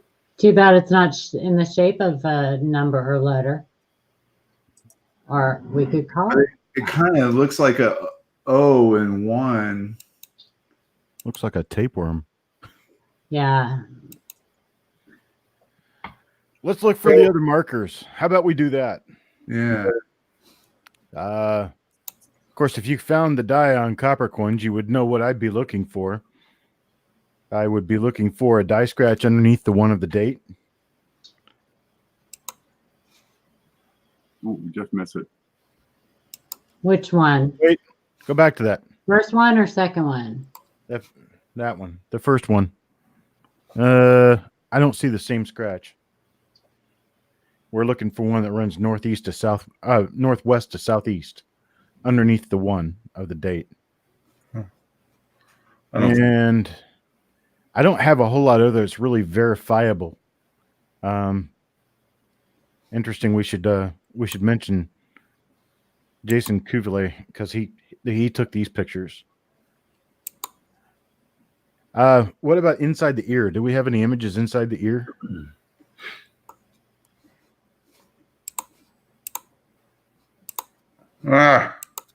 One job. One job. You're doing just fine. We have nothing inside the ear. Can we go back to that little anomaly thing? I want to see if I can see it in the edge of it in this photo. Okay, I don't see the die scratches I'm looking for in the ear. Let's see. That one? Yeah. Okay. This does not appear in the coin on the website.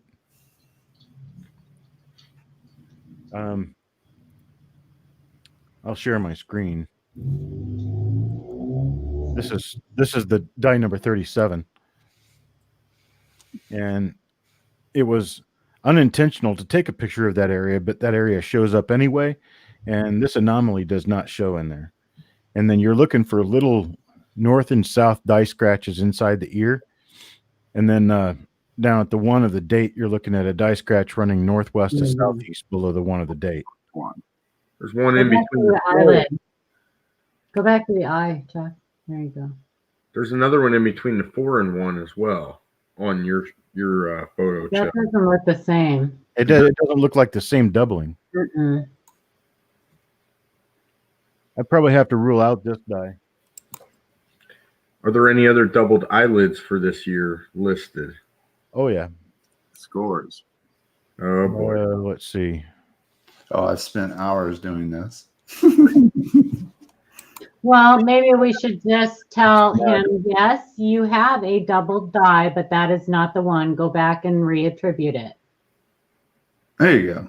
instead of doing the work for him. Or you could arrange to send it to me and I'd photograph it for him because I don't think it's listed. Yeah, that anomaly on the neck is pretty cool. It appears to not be listed anywhere. Now, what exactly would that be? Because it looks raised on the coin. That little thing, that's I believe that's going to be die damage from a small piece of wire that came from a wire brush that was actually sunk into the die. Cool. So there could potentially be another coin out there that has this same mark but struck through, right? So the same mark but indented into the coin. Well, instead of being struck through the coin, it's struck through the die. Right. What I'm saying is there could potentially be a coin out there that has this same exact mark, but instead of being raised, it would be in cuse. If that fell out and was struck through, yeah. Well, it had to be struck through. It had to be struck through a coin at some point in time. Not necessarily. If this was struck into the die by the hub, that's okay, by the hub. Okay. Then the press. I guess that would make more sense because if it were struck through, the dies are harder than the planchets, so that's why typically it's in cuse on the coin. So that would kind of make sense that it happened during the hubbing.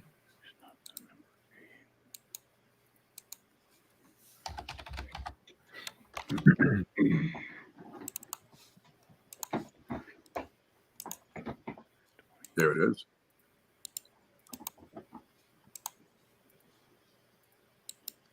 I got something to show you guys.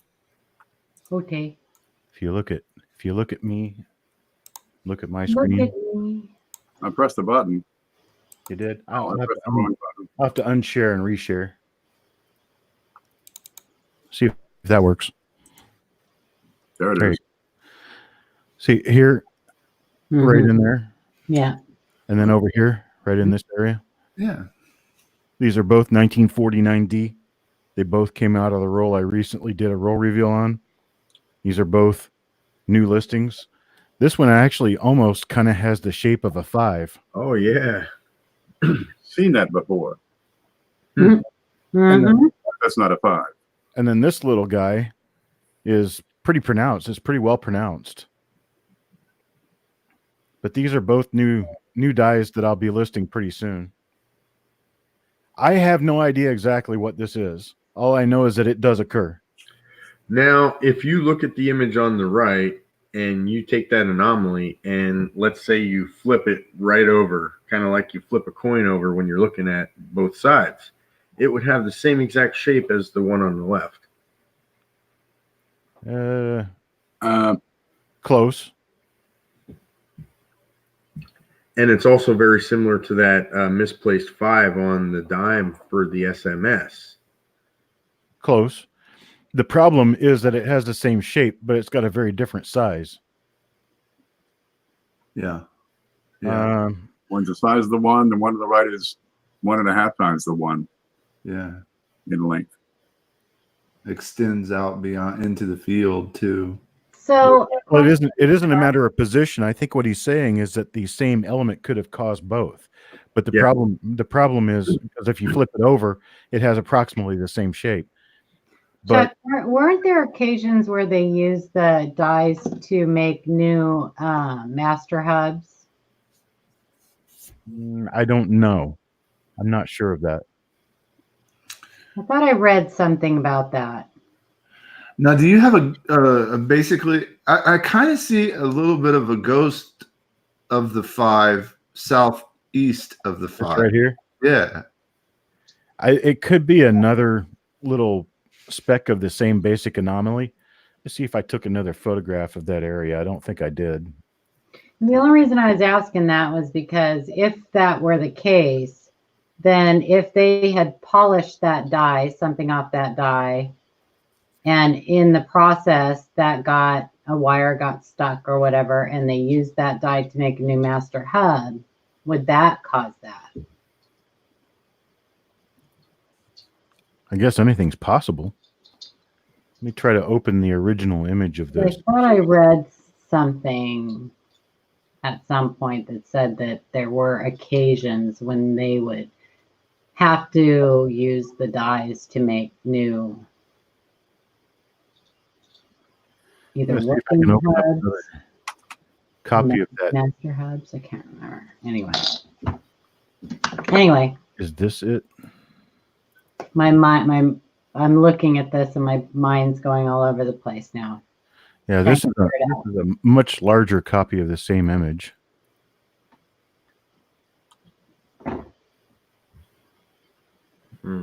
I guess I kind of see a little bit of something raised there.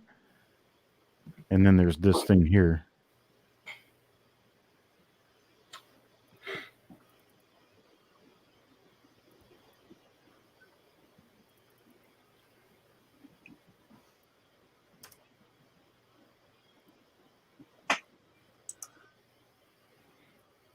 Wexler would use the term UFO.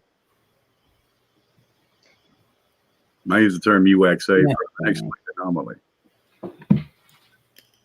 Sometimes when you make it real contrasty, relief shows up a little bit better, and I can kind of see that relief right there.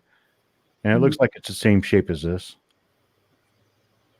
Either way, it's some form of die damage. Mm-hmm.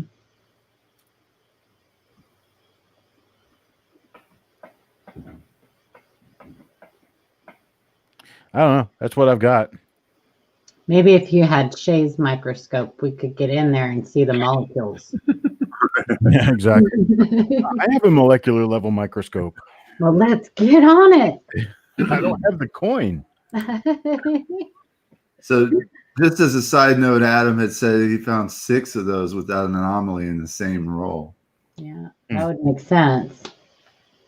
Hold on to them. Yep. Send one to Chuck. That would be interesting. Chuck, do you have your email you could add over in the comments? Well, my question is, do they all have the doubled eyelid? And Oh, yeah, and send one to Ken, too. If it's raised, would the die be gouged? That's correct. Yeah. Yes. Missing metal on the coin, then there's extra metal on the die or between the die and the coin. If there's extra metal on the coin, there's a void on the die. So maybe a chip, maybe a crack, maybe one of these little anomalies that we see. You know, what are the chances that they drop those dies during the process of mounting them to the equipment? The government workers, absolutely. What are the chances I got dropped on the head as a baby? It's probably pretty good. Pretty good. There you go. There's a photo. Get it to CD Chuck Daughtrey at coppercoins.com. Okay, I got one ready. If you don't, I've got Eddie's. Do you have that one? I don't know who I got. I got Eddie's. Oh, All right. Let's just show it. Yep, that's the one.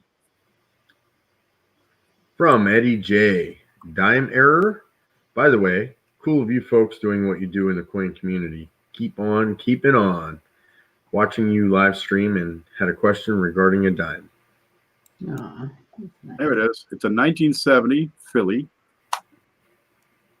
Uh-huh. Let's see that torch, baby. You have a proof reverse. Yep. Reverse of 1968. Variety. S. Proof. See, the normal design should have a flat torch. It should not have these two deep grooves. These two deep grooves were on the proof design. So it's not an error. It's what you call a transitional die variety, where the proof reverse die was used to produce a coin, business strike. And you'll find these on 69D, 70, and 70D. And they're good for a couple of bucks. Yep. The same thing it went on with the WAM, the wide AM in 99, 98, 99, and 2000. But I was just going to compare them to. No. Yes, Type A, B, and C quarters. Yep, and the type 1 and type 2, Ben Franklin $50. Mhm. Yep, but there's a difference between the term error and the term variety. They do mean different things. And this would be a design variety.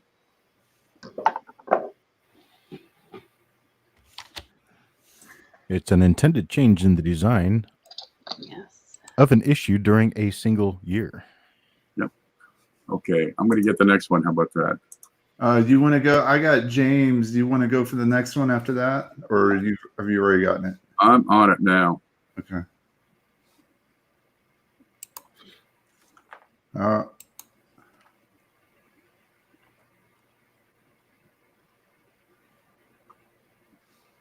Okay, that's just a straight question. I'm ready for that. That's from Rabbit. It's from Robert Damaged Coin Gavitt. Grab it.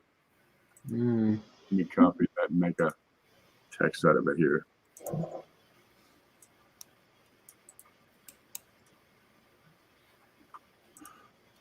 Oh, did you already do James? No, I skipped him. I thought you had him. Oh, okay. All right. Okay, it's no problem. We had Robert, not a troll, grab it, has resubmitted the question about the same coin and changed his name to Robert Damaged Coin Grab it. Help me understand. The coin can we see this? Yeah. The coin I submitted has damage between the 10 and 12 that includes the letters of In God We. If it was viced or otherwise damaged post-mint, wouldn't it obliterate the letters within the damaged area? No. Not necessarily. You've already got a hard piece of metal that's got a design in it. You mash another design into it, you're not going to obliterate the first one. You're just going to smash it down a little. In order to obliterate it, you'd have to use tons of force. And even that doesn't obliterate it. Think about double struck coins. You can still see the first strike, even though it was struck again with tons of force from the second strike. especially if they're copper alloy coins that have already been circulated and turning brown. You're going to definitely see the design of the obliterated part because of the dirt on the coin.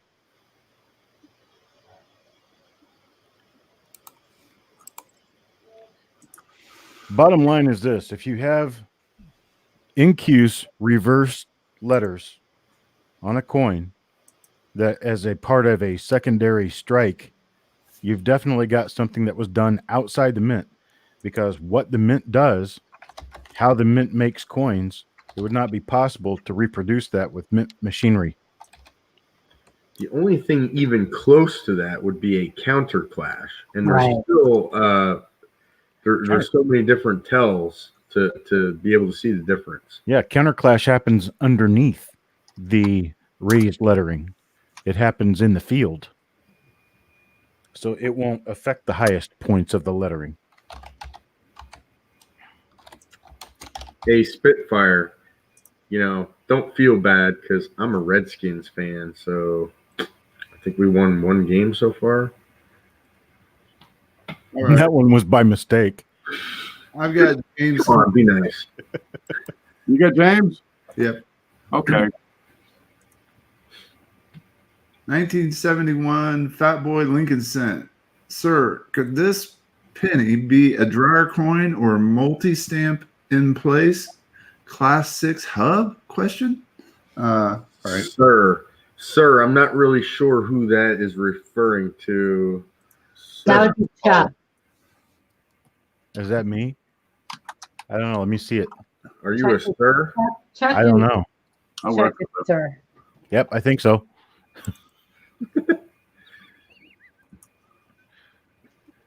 Sir.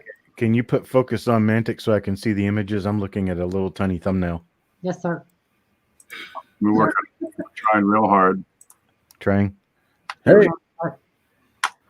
Well, that Oh, sure no, this looks like a dryer coin. looks like a dryer coin to me. Coin for show. It's damaged.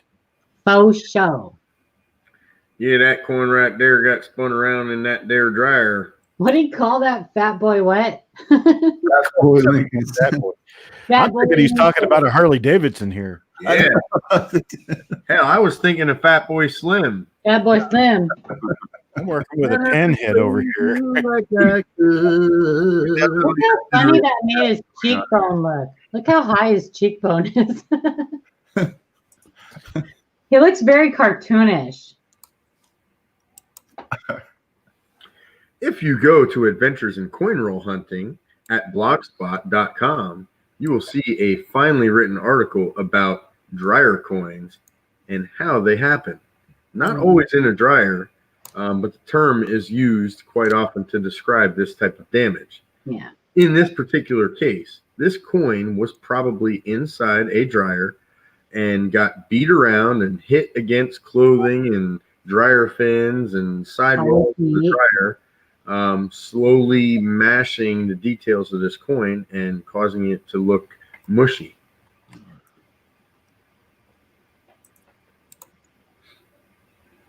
Yeah, or somebody beat the hell out of it in a rock tumbler. Yeah. Throw a little bit of heat in there as well, and yeah, this is what you get. And that's the truth. That's right. I got one ready. That's the truth. That's all right. There's his blog spot right there. Adventures in Coin Roll Hunting. That's blog spot. Thank you, Paula. You're welcome. Send me your dime now. No. Okay. No. Adam C comes back to us and he says, this 1937 penny, that'd be this one over here. Ta-da. Ta-da, that's not a penny. Oh, yes, sorry. Also, you can see what looks to be a broken T in the last T of trust. What do you think? I'm having trouble figuring out what DDO it is, if it is one. Okay, it's a 1937. Here you go. Have a look. Rosalie asks, what's the final word on the dryer coin? Is it crap? Yep, Absolutely. Damage. It's crap. it's crap. That was funny. Here's the back. Boy, it's in pretty good shape. Final word, it's crap. It's in nice condition, but I don't see any doubling. That's that little thing up on top of the 7. That's master die doubling. That's normal. Yeah. That's just part of the little notch. You see the little notch on the top right of the 1? Oh, now wait a minute. That could be. Go back to the E of Liberty. No, that's normal. That notch on the 1 is normal. Okay. The E of Liberty. Look at the bottom of the E of Liberty. A little bit of separation line there. Oh, on the R, the B, the E, the R. That looks like hub doubling to me. Let's see. I will give you an answer. I wouldn't have pegged that for. The rest of it For 50 cents. right here. Are these separation lines? No, wrong direction. I would not have picked that out. Boy, there's a lot of them. Do we have a good picture of the legend at the top? And that doesn't show any doubling. No doubling there. What's that little anomaly at the top right of the W? Is that master die doubling? Yeah, that's normal. Okay. Yep. And there's a particular hub that has the broken T in trust. Mm-hmm. And you see that right here.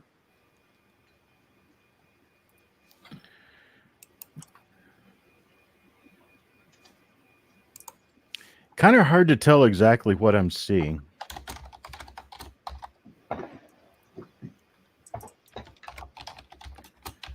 But I'm preliminarily going to have to go with a no on this until I could see it up close. Because that E, that BER looks like it has a little bit of doubling in it.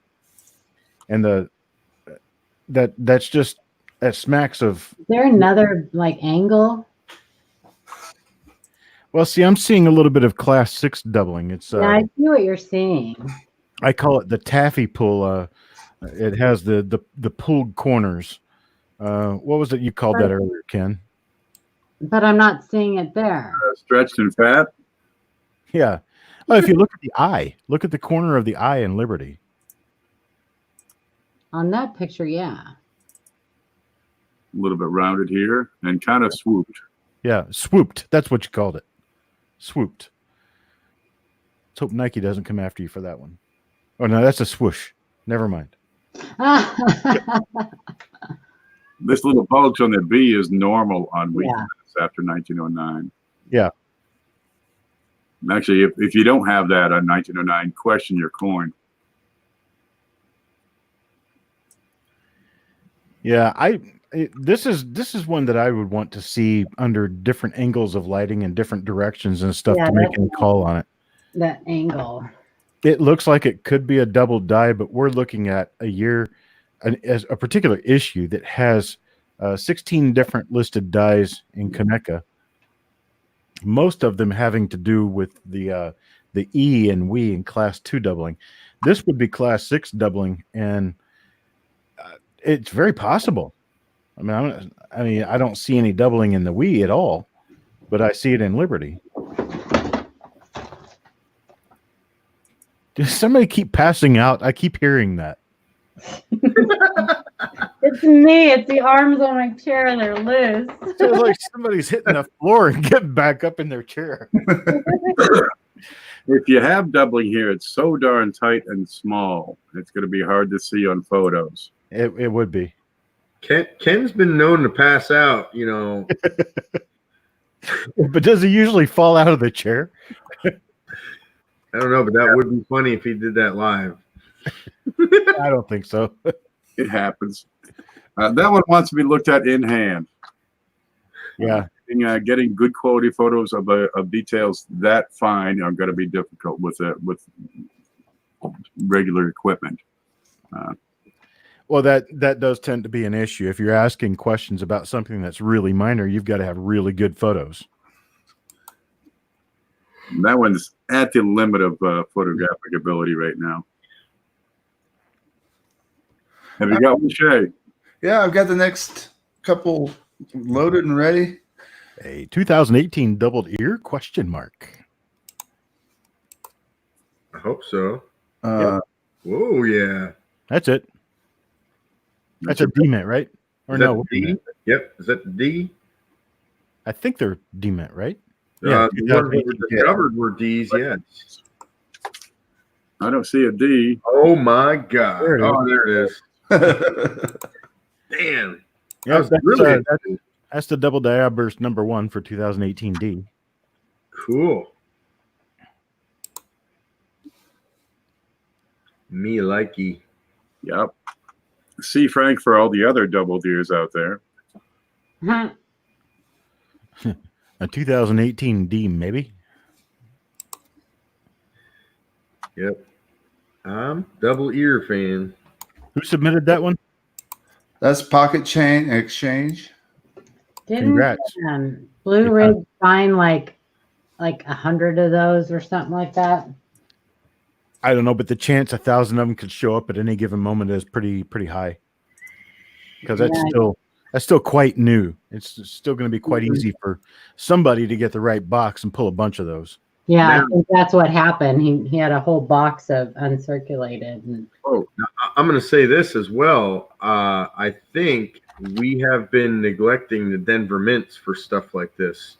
And I'm pretty sure I recently saw a 2016 D also be found.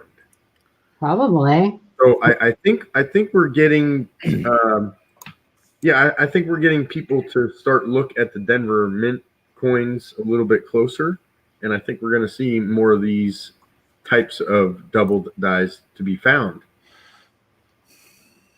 Yeah, they've been. Well, here's where I come off on that. I would rather you go blind looking for them Right. and find one and send it to me for photos because I don't have time. I literally don't have time. I haven't even eaten since breakfast this morning because I haven't had time. So many At coins. least we took Sherman out to go poop. I have taken Sherman out. I Yeah. have fed him. He's been fed twice today. Well, that figures. He's eating better than us. He is. 'Cause You know, I feel you, Eating Chuck. better. I feel you. I mean, I worked a 12-hour shift today at my normal job. I've been doing that all week. I come home. It's a half-an-hour drive. I spent 3 hours yesterday making packages up to send out and went right to bed. Today I came home, same thing. I got 15,000 Lincoln cents waiting for me to look at them to find something, and I just don't have the time. Chuck, did you see Adam's comment? Yeah, Question to I you? was just typing a response. Yeah. We can move on to this other coin. I'll answer. Okie dokie. He's got 6 of those in the same row. No doubt. Next up, Placer Chaser says, I have not found anything on this mark for this 1899. I'd be most honored to hear what your thoughts are on it. I've included many shots of the coin showcasing the mark in question locating on the lower left side of the reverse between the leg and the tail feathers. Thank you for your time. An 1899 barber. Ooh, she's flat. Looks like the Joker. Between the leg and the tail feather. Looks like a We saw this one before. That's damage. Yeah, that's a contact mark. Yeah, we've seen that before. It's like the rims of a crater.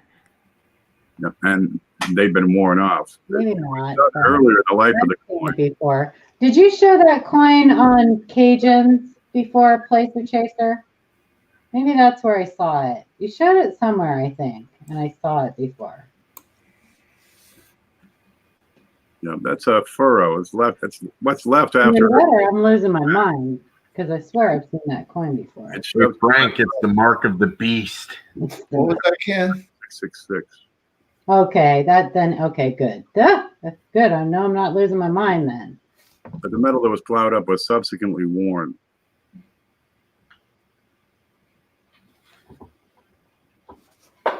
So no joy on this one. Not feeling the love. It's only the mark of the beast if you multiply it times 111. Huh. My checkbook always comes out in factors of 111 for some reason. Yep. Mine is When you only use two fingers to do your adding and subtracting, all you have is ones and zeros. That's right. a binary checkbook. I've got one from Chris Rhodes ready. of Chris all. Rhodes. Woo! Woo! He went Oh, crazy with making his the old camera. face. He's making the old face. Oh, this is really good. A stack of these. Can we see this? No? No? Okay. I can see the reverse of a penny, Yeah. barely. I just sent these in because we had some we had a cool lamination error earlier, right? That's a lamb. And he's got a whole bevy of the darn things. Here's a lamb on the front. What does that say? Very king? I'm not really sure. This is all stuff that came in a large lot and Very king. severe flaking. Aha. Oh. Yeah. On the staple? I did not write these. I didn't put them in the 2x2s. So don't hurt me, okay? He's Okay. pointing to the staple. Yes, the staple is in the 2x2. The staple is flaking? You don't get that. Lunatic is in the grass. These are all laminations. Yeah, So but are these they're from really, the new really batch cool. you ones. See how you got some wood grain going on, some light and dark striations. That's the tin. The grain that causes the woodiness, the wood grain, is the same sort of issue. It's it's an alloy mix that causes the lamb. So you find them together a lot. Is this from all the new batch, Chris? What's this all about? Yeah, Nice. I believe that is some sort of strange lamination there. Yeah, that reminds me of the Structure. one that I have that like half of the coin is gone. Struck through. You think so? Yep. I don't know. It sure reminds me of that one that I have. But It doesn't have the same sort of characteristics as a lamb. It's not peeled off. It's struck in. Yeah. Okay. Set that one aside, Chris. It's different. nice. I do a screen share. Nice. Can you do Those a are share? Yeah. You've got that same coin handy? Yes. Those are always nice to see. How do I make this work? There's I don't more. know. Hit a couple buttons. Ta-da! There it is. It's the same piece. Still think it's struck through or not? Struck through. Okay. Well, that'll go in my struck through area of my error folder then. Okay. Now we got more to see. I've got errors too. Here's that nickel. And we got, wow, that's peeling up hard. Oh my gosh. That's a pull tab coin. Yeah, it is. I Yeah. wonder if it's a winner. That No, but don't peel it up to see. You win a free No. stuff. oh my goodness, that one's nice. Right. That's awesome. Yeah, this is just a little pile that I had on my desk. These are the ones I'm going to keep. Yeah, I don't blame you. Hey, it's a sliver of silver. 19 Yes, it is. Say that 10 times fast. That 10 times fast. Type. Forget it. I have another thing. That's That's pretty. lamination too. It's lost it. It peeled off so deep, I took the date with it. Yeah. Here's the kicker. That's an 09S VDB. Oh, It stop it. probably is because you know what? It is a week back. Stop it. You're killing me. It is a week back. But yeah, there's definitely no VDB there. That's a thin one. Ball breaker. Well, keep an eye out for these. You can find lambs. They're out there. I like them. They tend to dry up after 1962. That looks like it was struck through a joint. It should be up here. They got those. It's a Counter-Strike. A party favor. That's right. What's a joint? What's a joint, man? I'll leave the coin.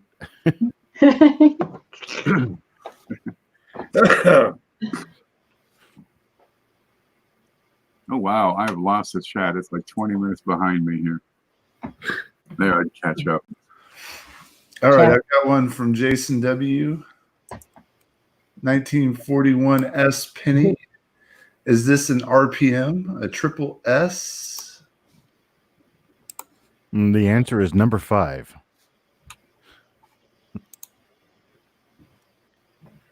I want to see the tops of those numbers as well. Yeah, that 9 looked like it had. Hold on. Everything's out of focus except for the S. Well, there's the 9. That's matching doubling. Mm-hmm. This is machine doubling. Yeah. The Top of that S is kind of thinner than it should be. yeah, it's shorter than it should be. Mm-hmm. The overall outline of the S at the field is the size that an S should normally be. So you have basically shaved off part of the top of the S. And that's what it is. It's an S over CC. Thank you, Coin Dragon. I never would have picked that one out. Can I submit my coins to you? Of Sir? the MD sword. Oh, man. His mouth's going to get him in trouble one day. Yeah, right? Who's that? Coin Dragon? Or Yeah, me? This is consistent with machine doubling. Well, they better make sure that they bring a few friends. That's all I have to say. Because he can handle himself, I'm sure. Who's this? Frank. Frank? Yeah. Oh, yeah. I don't think he's too worried about it. He's probably got Smith & Wesson sitting next to him. And Linda. And we're not talking about cooking oil. He's got like 3 cats. So just remember those new folks out there, when you see doubling on the date or other areas of the coin and the mint mark, And it's the same direction. and it's the same direction, Prior to 1990. mechanical doubling. It happened during the strike. It didn't happen because the die is doubled. All right. Wow. Have we got any more? I think Rosalie asking a question over here. Who? Oh, Rosalie, we got them all. That's it. a whole new deal about the matte version of the 09 VDB. We'll send in new picks. Can't find ones I did take already, but it's in a flip for 50 to 70 years. I'm not sure what we're asking. Did they have flips for 70 years? Yeah, they had. There's been flips for a long time. Yep. I was getting them in the 70s, and they were, 20 years old. 70 years is just 1949. Gosh. Is that it? That's closing the gap real I fast. think we just got another email. Oh yeah, we did. Couple. I'm not sure how to answer that question without more question. Sorry. And then Cajun wants to know if when this is over, when we're doing our little after show chit chat, if we can bring him up on the panel. He wants to show us a couple things under his scope because he can't take good pictures. So I'm going to have to drop out pretty soon, so you'll have plenty of room for him. bye.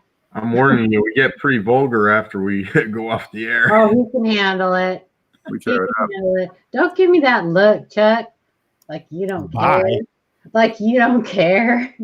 Rosalie, for the 1909 VDB matte proof, there are particular and specific markers that will identify or debunk that sort of a claim. And Rosalie, I don't know if that is a picture of you, but you are gorgeous.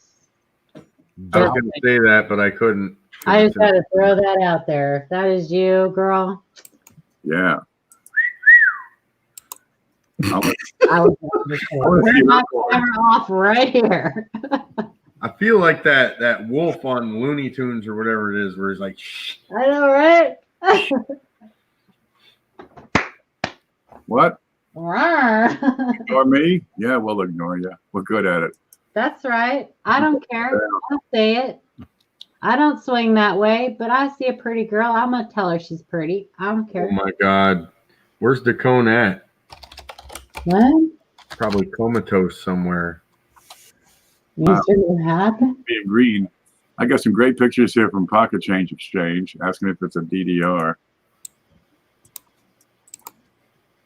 Let me see if I can open these. Okay, I can't do what? Stop. Who? What? I think it stopped. Okay, there. I can't get back to the StreamYard tab while it keeps taking the focus away and putting up more pictures. Okay, here's me. Then I got to hit this button. It's there. Screen. And then I can come over and start looking at, whoa, give me one. No, I done. Oh, geez. Woo, deja vu. Do That over. looks familiar. Do over. Whoa! Oh my God! Pictures. All right. Put Ken in a tailspin. I just got really dizzy. What? Where's that noise?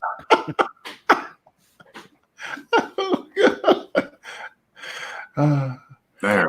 What's Oh. funny is I had this one all ready to go, but it was so much more fun watching you load it. Here they come. All right. She's asking, is it a DDR? No. Wow. I'm not seeing it here. It's just a DR, damaged reverse. I'm not seeing why yet we're asking the question. Maybe this. I'd like to be able to answer to why, but it's really hard. I mean, if it's just, is this? No, it's not. That's the buttonhole right there. Yep. That's Was part of that for arrows? I'm going to look at the reverse photos. There's nothing extra thick there. There's no notching. There's no there's no extra bits and pieces of letters anywhere that I can see. It just looks like a circulated coin. I don't know what grabs your attention that says DDR.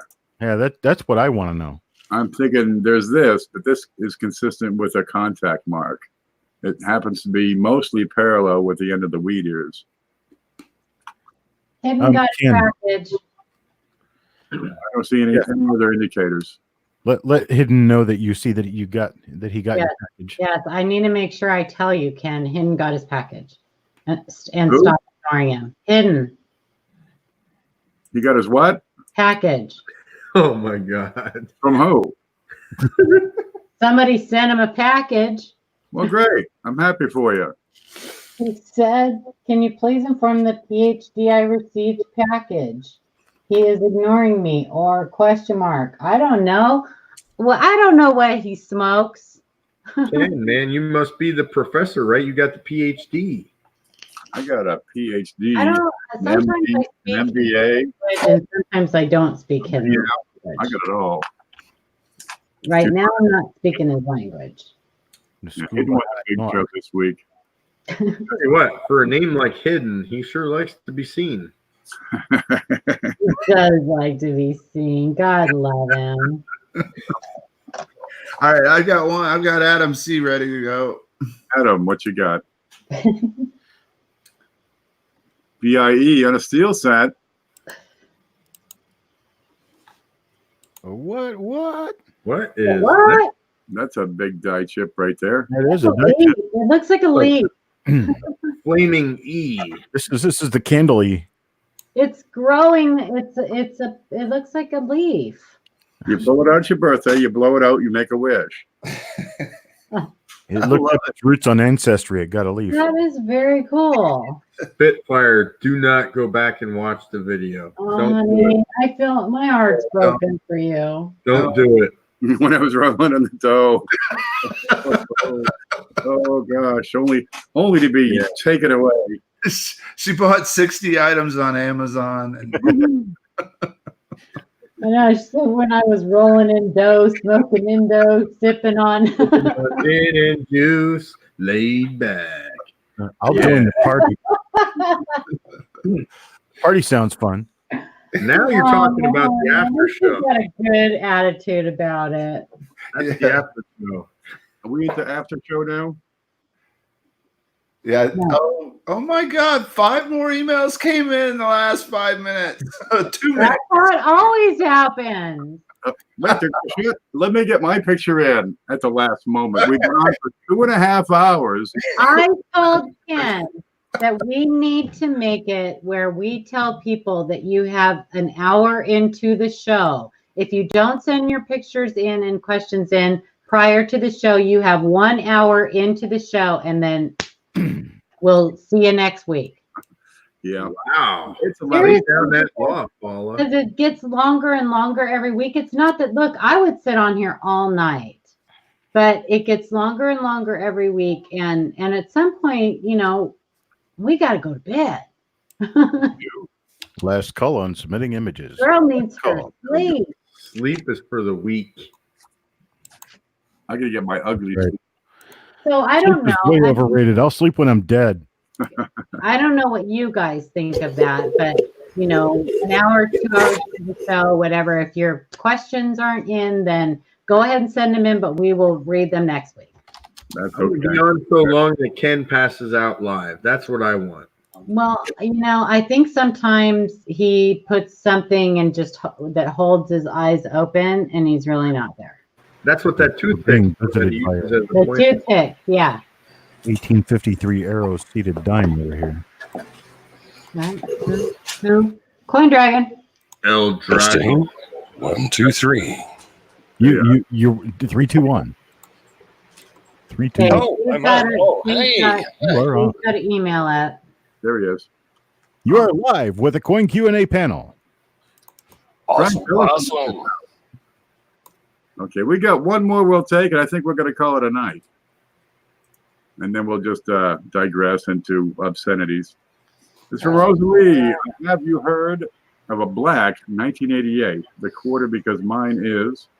I don't know why. Do they determine die or something, or is this? No. I think the key issue is we got English as a second language, and it's making it difficult to communicate exactly. Yeah. I just think that was your reading. Okay. We have a coin that has been on fire. That definitely looks like it was in a fire. You see all the pitting and yeah. You know that Indo that you were talking about earlier? That's Oh, that was Spitfire. I'm sorry. Yeah. Sintered, more like smoldered. This I think looks to somebody be out there roach on that thing. Esta es tan muy calor. Oh, people have fun at campfires, barbecues, houses. They burn. And throw some quarters in. Sometimes you recover the coin. Yeah, I don't think this coin was dug up out of the ground. I think this was definitely in a fire. Barbecue quarters. Possibly both. Smoke them if you got them. That baby's been abused. That was driven over by garbage. That was hauling garbage. Here's On what you top do of with a that. garbage truck. Take it to your local vending machine, put it in, and then hit the return button and get a different one out. I was going to say maybe you could use it for chocolate, Slick. like charcoal drawings. You know, Oh my God. There you go. drag it across the paper. I kind of like his idea better. Yeah, get another one. I've been sitting my. de una casa. Okay. Wait a minute. Rosalie's been sending to coins not coin. Check my coins at yahoo.com. That is a You common. guys Yes. Can you guys read my last comment in the chat, private chat? Your Yeah. last comment. Hopefully, whoever has checked my coins at yahoo.com enjoys the pictures.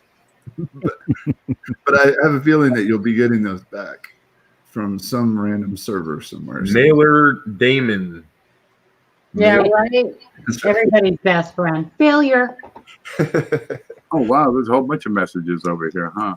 Oh, I know. Yeah, apparently somehow mine like to duplicate, or it sends the same message 3 times. We can only have 6, Paul. Yeah. Of madness. There it is. Yep, 6 is it. Oh, I can. There's the comments. All right. Yeah, we looked at a bunch of coins. I want to thank everybody for coming in and playing and looking and learning. The whole idea is to learn. Not only do you get to ask questions about your coin, but other folks are watching and they say, aha, because they probably have something similar sometimes. especially when we have, what do we do, 30, 40 different coins here tonight? Does it include Chris's? Yeah, that was. Chris's, okay, 60, 70. And we had a couple of folks that submitted 5, 6, 7 coins, 9 coins in one case. So we tried to get to them all. But at least we didn't look at Shay's $half. Yeah. It's been a while. It has been a while. Yeah, it has been. And I just had to open my trap. Uh-oh, he's reaching. He's reaching. Oh, yeah. Oh, well. That's all right. I oughta. Why I oughta. Yep. I'm going to take a moment's break and refresh my coffee. I do have something I can show off. Show it. I got some cards from Chris we could show off. Don't But threaten me with a good time. No, you can't do that live, Ken. I'll send them to Beth. I don't know if she's going to like those. Oh, she will. Are you kidding me? Don't. Well, you got to stop talking about it, Don't or she won't open it live. Rosalie says, please don't call me. We got an issue with the language. It's just a little bit of a barrier. We don't try to call anybody an idiot by any means. No. If that came across that way, I'm terrifically sorry. No. We do understand that. Actually, Paula said you were beautiful, so. Yeah. What happened? What I miss? When we have punctuation and spelling and, well, syntax, it's pretty clear that the issue at hand is use of English as a second language. Ooh, me likey that one, Shay. We're trying real hard. Look at that S, man. Look at that S. Look at that CC. The D over S. Yeah, D over S. I got me another one. There it is. That's gorgeous. Yep, that's a Sharpie. Whoa. Zoom back in there. Oh, handsome fella. Full horn? Oh, yeah. At least what, an XF? Full horn. I've got tail. I give it a. I've got Circumcision. Might even be a It's a 45. boy. Well, Ugh. Frank, you would appreciate this one. You remember the commercials for Collect Calls a while back? And it was 80s. Bob had a baby, it's a boy. Yes. I had a baby. It's the boy. Bob had a baby, it's a boy. so what do you think, guys? Staples? I would not put a staple through it. No. Oh, you see that? Can I just look away now? Deep. I think that's too deep. Ooh. Give it a tilt. Yeah, that's a fresh scrape. Yeah, it is. Really? Was that necessary? Well, Just saying. I got a really good deal Too on it. soon? I bet you did. Hey, I got a 1963 DDO 001 cheap. I'll sell you. Yeah. Just So- focus on the variety. Don't look at the rest of the coins. Just focus on the variety. It lets you. Variety draws Here's what I you. like about that, Shay. I What's see a notch at the top left of the D as well. I see D over S or something. Yeah. Yeah, man. I'm lost still. I don't understand what happened. Did somebody call Rosalie something bad? No, I don't. I don't know. I think it was because of how we were talking about the coin. Oh, It was definitely in a fire. That it may have sounded like we expected that she knew that it had been, oh. We were just joking around. and we meant nothing by what we said. I'm trying to find out what. Well, the what thing is, languages too, are more when we're talking prevalent. about people's coins, we're talking about the coin, not them. Right. Yeah. So if we tell you your coin is crap, it doesn't have any, nothing personal. I'm not going with it. No, this one's gorgeous. Yeah, this one. I love I'm learning because I watch you and you make me laugh. Getting burglarized again, as I was a first responder. I'm not sure that term in this context is working. I was a first responder with the first victim on 9/11, and it's freaking me out. Maybe she was talking, it's freaking her out because we said it was in a fire or burned or something. Oh. Well, I don't know, but That's Yo, good. Jay's the new nickel man. you can't take anything on here personal, Rosalie. We all joke around and kid around, and you know, we take coin very serious. So we don't mean anything personal. Yeah, that coin was pretty beat up and gone.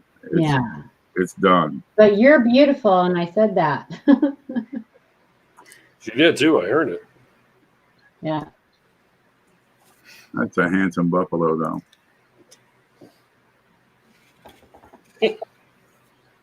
Price of eggs in China. What? I don't understand this one.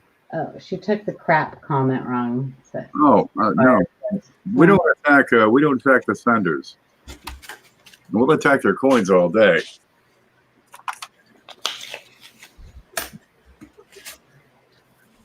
And these panel shows off what I consider the greatest is the only thing that's holding me together. I'm not offended. I had very hard time typing.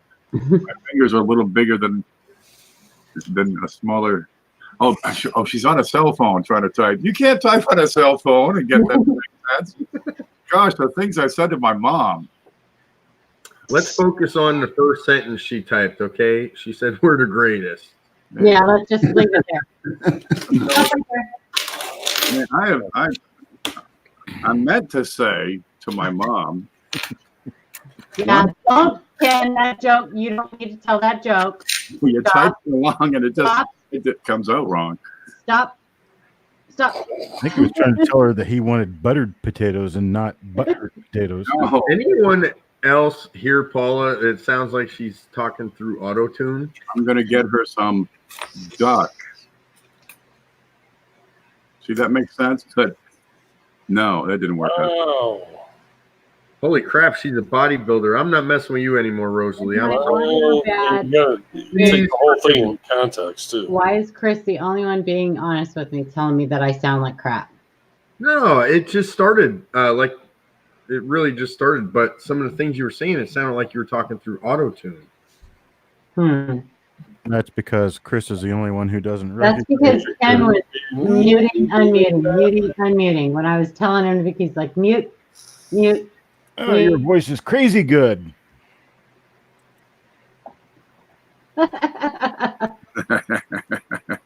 Brat. Like, don't tell that. Don't. Listen. I can't. Man, so anytime I talked to my mom, I made sure I did it in voice because it was all the more effective, especially when I start raving. You did what to my stuff? How many times? You said you started raving. I pictured you at like this cave with all these light sticks having a party. It was a rave, man. What? They got light stick parties? I just don't hang around with the cool people. I'll keep going in and out. Yeah, we missed all that. Darn. You can hear him sometimes, but you can't hear him at all. And Let's see. Let me try that. What? Yeah, see, I grew up in the generation where nothing is on YouTube, so it's all good.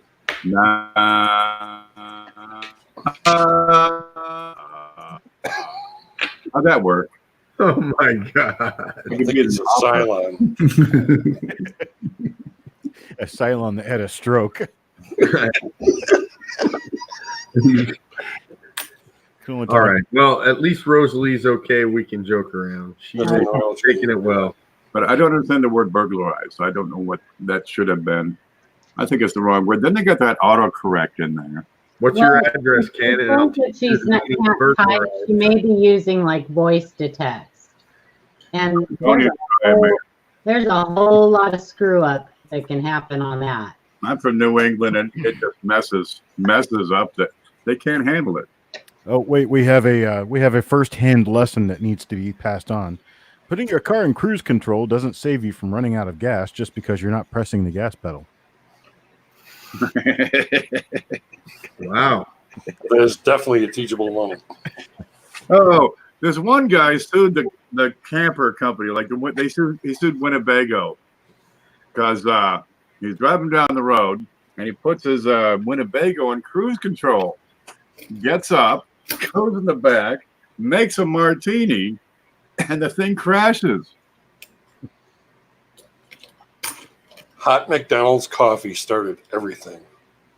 Yeah, that's what it was. For this coffee, and the husband sued for loss of consortium. I just need to know, who am I going to sue? Because there's a lot of people that need to be sued for that. Look, I found another dog on a roof. Woof. Woof. You know what, Shay? That's not something you follow up on consortium. My timing was not so good. That's right.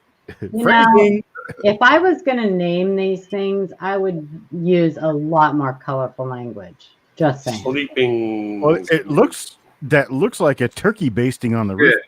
It's a turkey None or something. I It's a don't know. turducken. variety. That's right. It's a turducken. A dried out zombie corpse. Now that's more like it. Now this is San Antonio. It's the new San Antonio Missions Quarter. You can find these. This is the second one I found in 4 boxes. So Get you one. can definitely find these. Collect them all. W. You can even find them where you have the dye depressions before they turned into a dye break. W. Yeah, I'm going to add a little on those vernacular names. I Yeah, put I missed that. in common language, common tongue, street talk. They got these dye chips, and they call them buys. They call them unicorn Lincolns or the camel. Pooping various animals. You get the sneezing horse, the sneezing George, the pooping horse, the pooping bird. Okay, these are nicknames. They're not necessarily technical names, which accurately describe the issue at hand. He's got, what do you call it, a dog on the roof? Yeah. Okay, it's a dye chip. It's a dye chip. It's a dye chip. You can Spitfire call it says, dye. "Okay, it's been a fun dream crusher of a night. I got to go now. Thanks for what you all Oh do." my God. Yeah, Chuck. Hey, We'll hate say to good be things about you, though. I hate to be the harbinger of bad, again next week. but I love to be the guy who finds the truth. It's out there somewhere. Yeah, come back. We'll break your heart again next week. That's right. Agent Mulder in the house. Soon enough, I'm going to owe you dinner instead of you owing me dinner. Gosh. What you got there, Paula? I don't know. I can't get the freaking light right on it. How dare you? It's an 1809 halftime Yeah. It looks like Oh, it's a half cent. It's a with half cent. inverted 6. The half cent. Half cent. Half cent. hype. Yeah. Crap, send it back. Yeah, that's better. It's a hype money. It That's looks like the 9 is over something. 9. Yeah. That's crazy. Yep. AU. Yep. A50. Jesus. Very nice. Graded by whom? A guy named Frank. Oh, Jay. A guy named John. What is the name of it? We can call him up and say, when did you grade this AU 50 something? This was my second cherry pick ever. I was late for my break, man. Well, third if you count the one I got off Ken. But I don't talk I about got it that. right. The 9 was over something. 9, yeah. 9 But over. here's the kicker. Is it 9 over 6? Or Or 9 is over it inverted 9 9. over 9? Well, top is the pictorial. Yeah. So that's Would the you? 9. You had one job. You had one job. I just think they're confused. Yeah, I Yeah, actually found this. I was actually online with Ken at the time. Like, oh, look what I found. Do you think it's what I think it is? He's like, yeah, I think it's what you think it is. And I got it for a You really probably good screened- price. Probably Yeah, we screened were posted looking it for it. that had to be deleted from the stream. What? The sniper. Probably had to be muted. I had to be muted? Yeah, Holy. for screaming the expletives. I'm gonna spit it out one of these days. I said expletives? Where all the time. It's When not- you found that, Oh yeah. oh yeah, Well, Yeah. and oh, most Good definitely. job, Paula. I got it for a really, really good price. And I was going to keep it raw, but I took it up to Tim Rathjen to see what he thought. And he said, oh, I have no problem saying that'll get AU. He said, I'll send it for you. So he sent it in for me. And came back with a straight grade. I got to run, folks. Bye. Bye. I'm very happy. Okay, now Yeah, that was one of my highlight moments. I got to find Cajun's email now. Anybody got Cajun's email? I do. Oh, I'll send it to you. Hang on. can you send him a link, or only I can send him the link? I think only you can send him a link, but I'll send you his email. Cajun. There it is. Oh, I got his email. Okay, never mind. I haven't found What's your- San Antonio Missions W yet, Bill. Invite, copy, email, paste. You got it? Send. Maybe that worked. I don't know. Inbox, sent. I don't know how this works. God, Ken, I just read your message in the Q&A chat. Jeez. Wash your mouth out with soap. Potty mouth. It shocked me. I thought it popped up on my messages, and I thought it was a message to me. Something like, click the effing link. Oh, Where's the Frank? that was the I corner. didn't notice that it was in the group chat, and I'm like, what? That was Frank. What are you talking about? It looks like Frank finally clicked the effing link. Apparently.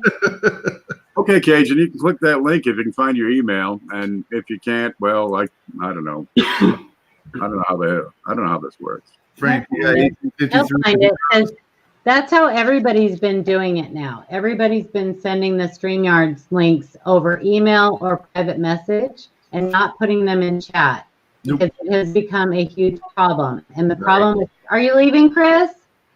No, pocket change exchanges. Oh, good night, Hey, Pocket Pocket Change. Change. Thank you. The problem with StreamYards is when these trolls come in, even though they're in the backstage of your StreamYard, you can't kick them out. I can. No, once they're in the backstage, you can't kick them out.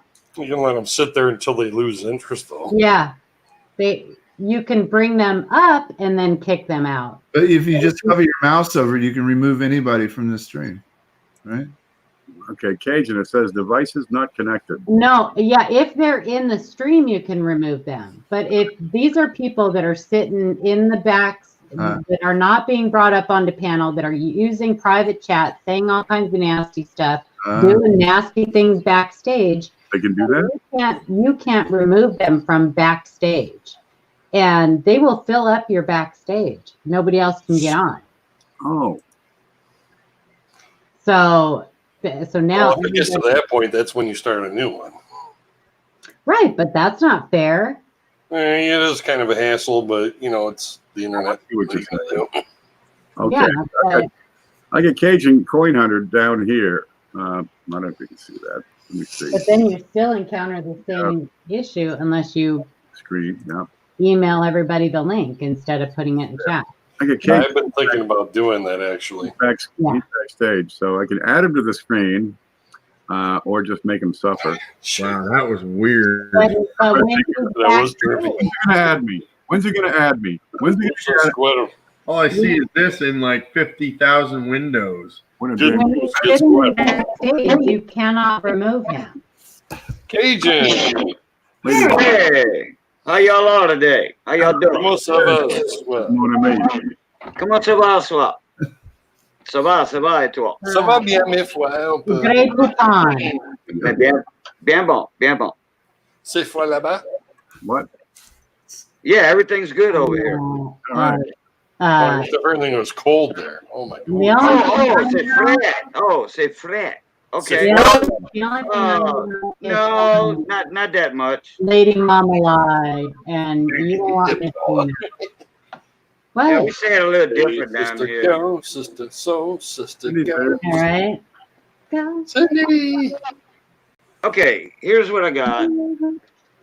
Let me zoom in on this. This is 54S. I won in an auction. Okay. How much? They want the chip.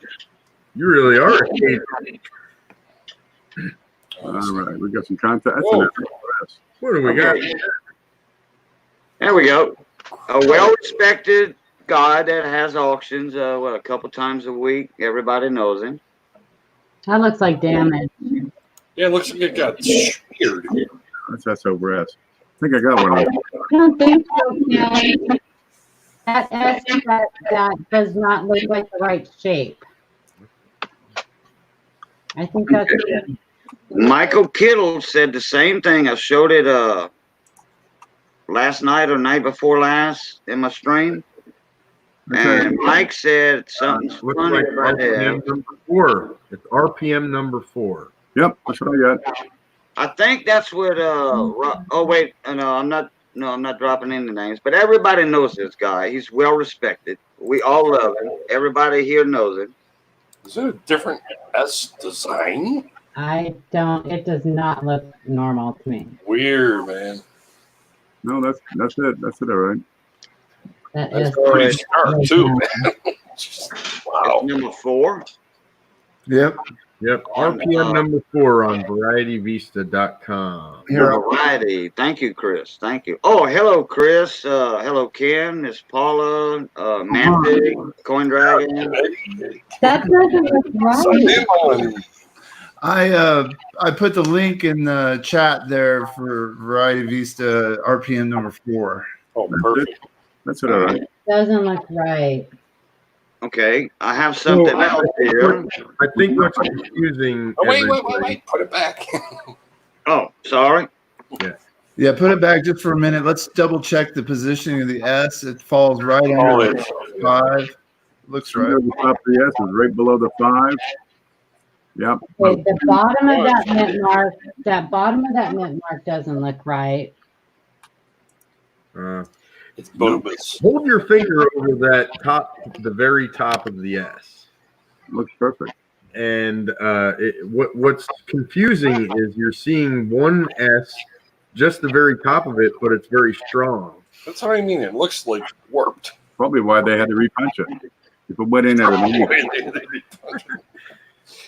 Can you show the top of the forehead or the back? But how come you're not seeing any of the other, I don't know, the shape of that does not look right. If you compare it to Variety Vista, the shape does not look right. That's right. There's something weird about it. A little further back towards the ear. I'm hearing sight. What's going on here? I'm giving you earlier advice stage. Have you got a crack above the VDB on the bust?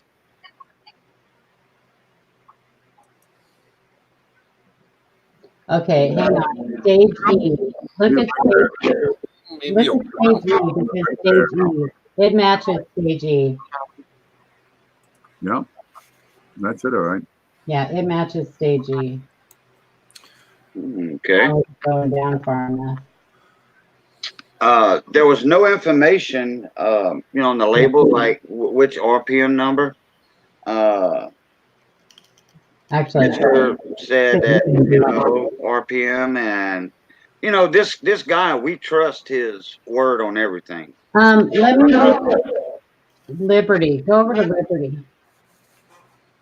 Want to see if there's the dice. I think that's Cajun Bill. No, it's definitely a match. No, it's not me. I don't have nothing running. Can you turn it over and look at United? Really? Testing. Yeah, it's definitely a match. It just didn't look right. I wasn't looking down at the different. Can I turn it over and do United? Sure can. Yep. Yeah.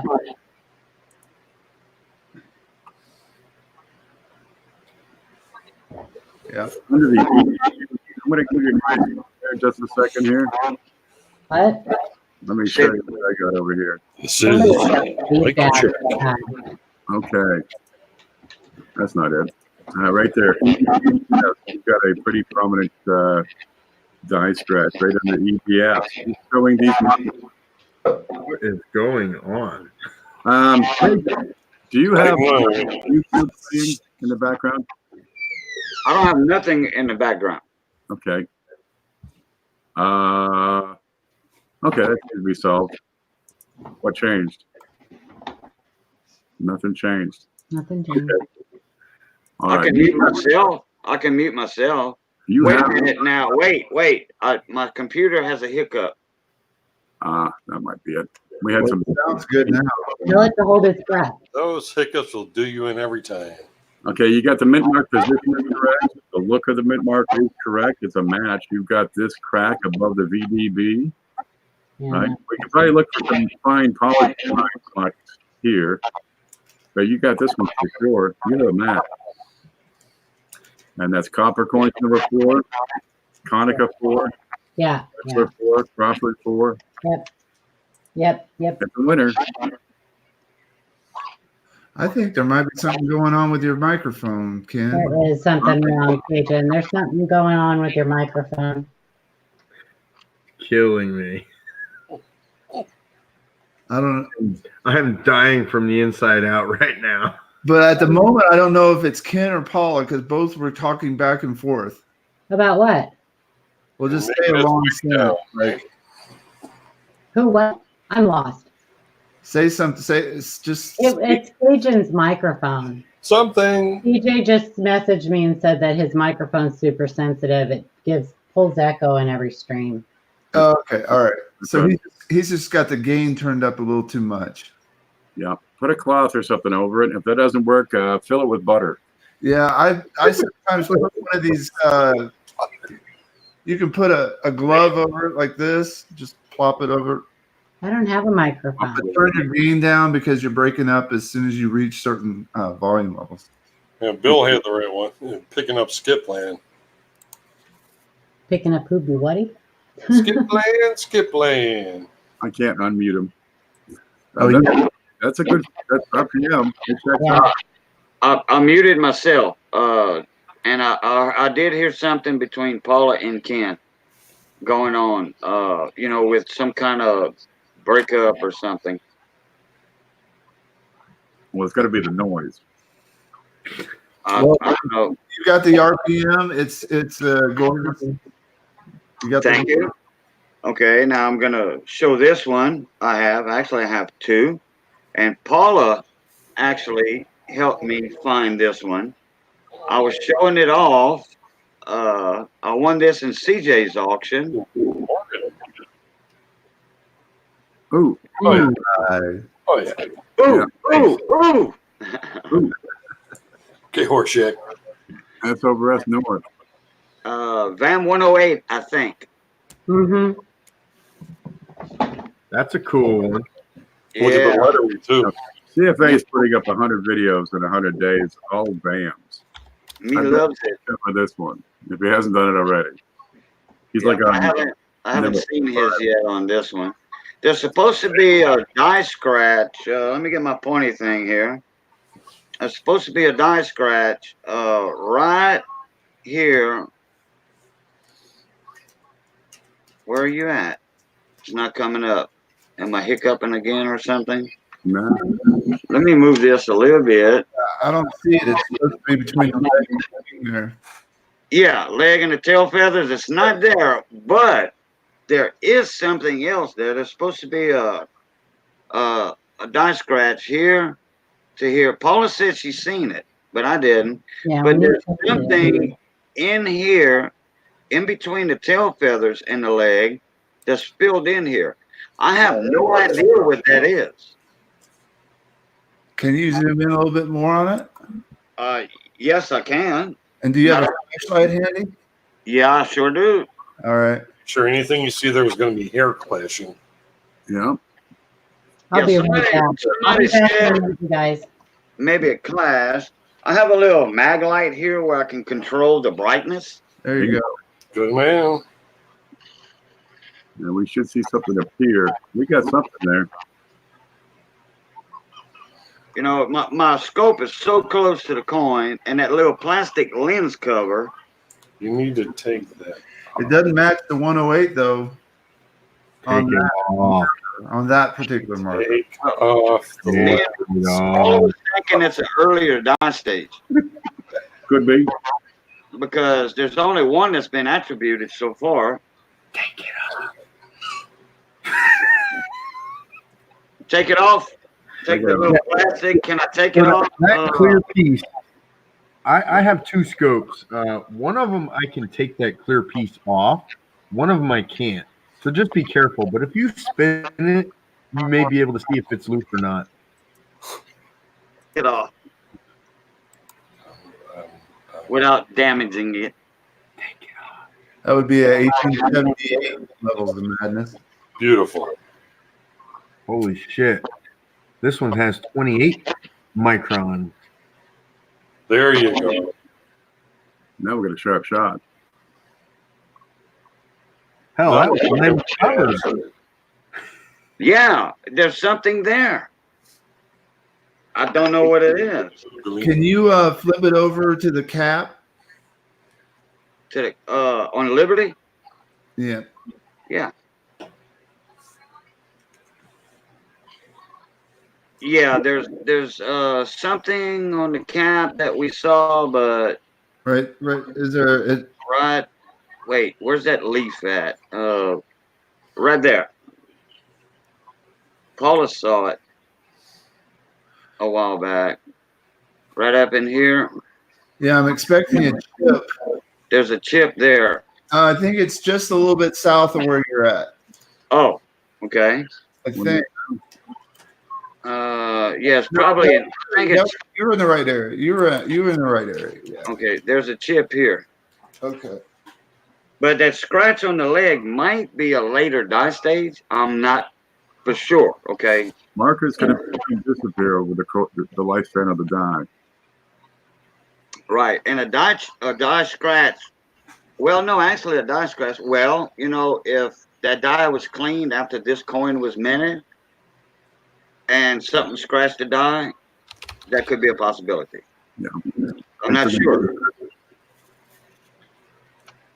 You know, I mean, Paula and a couple of other people were like, "Hey, man, you got a VAM 108 right there," you know. And this is that one I won from CJ's auction, from CJ. Lee's been. You probably missed it. It happened. I've been carried. This was what, 2 weeks ago, I think, something like that. Yeah, that's a peach. Yeah, and it's like I don't know, maybe MS60, maybe. You know, somebody said 63. I said no way, no way. This is not an MS63. You know, now we had high magnification here. You know, we had like 800 times, 600 times or something, and you can see every flaw in here. You know, but here's the ear. 10x loop is what you go by. Pardon? The 10x loop is what you go by. This is really close.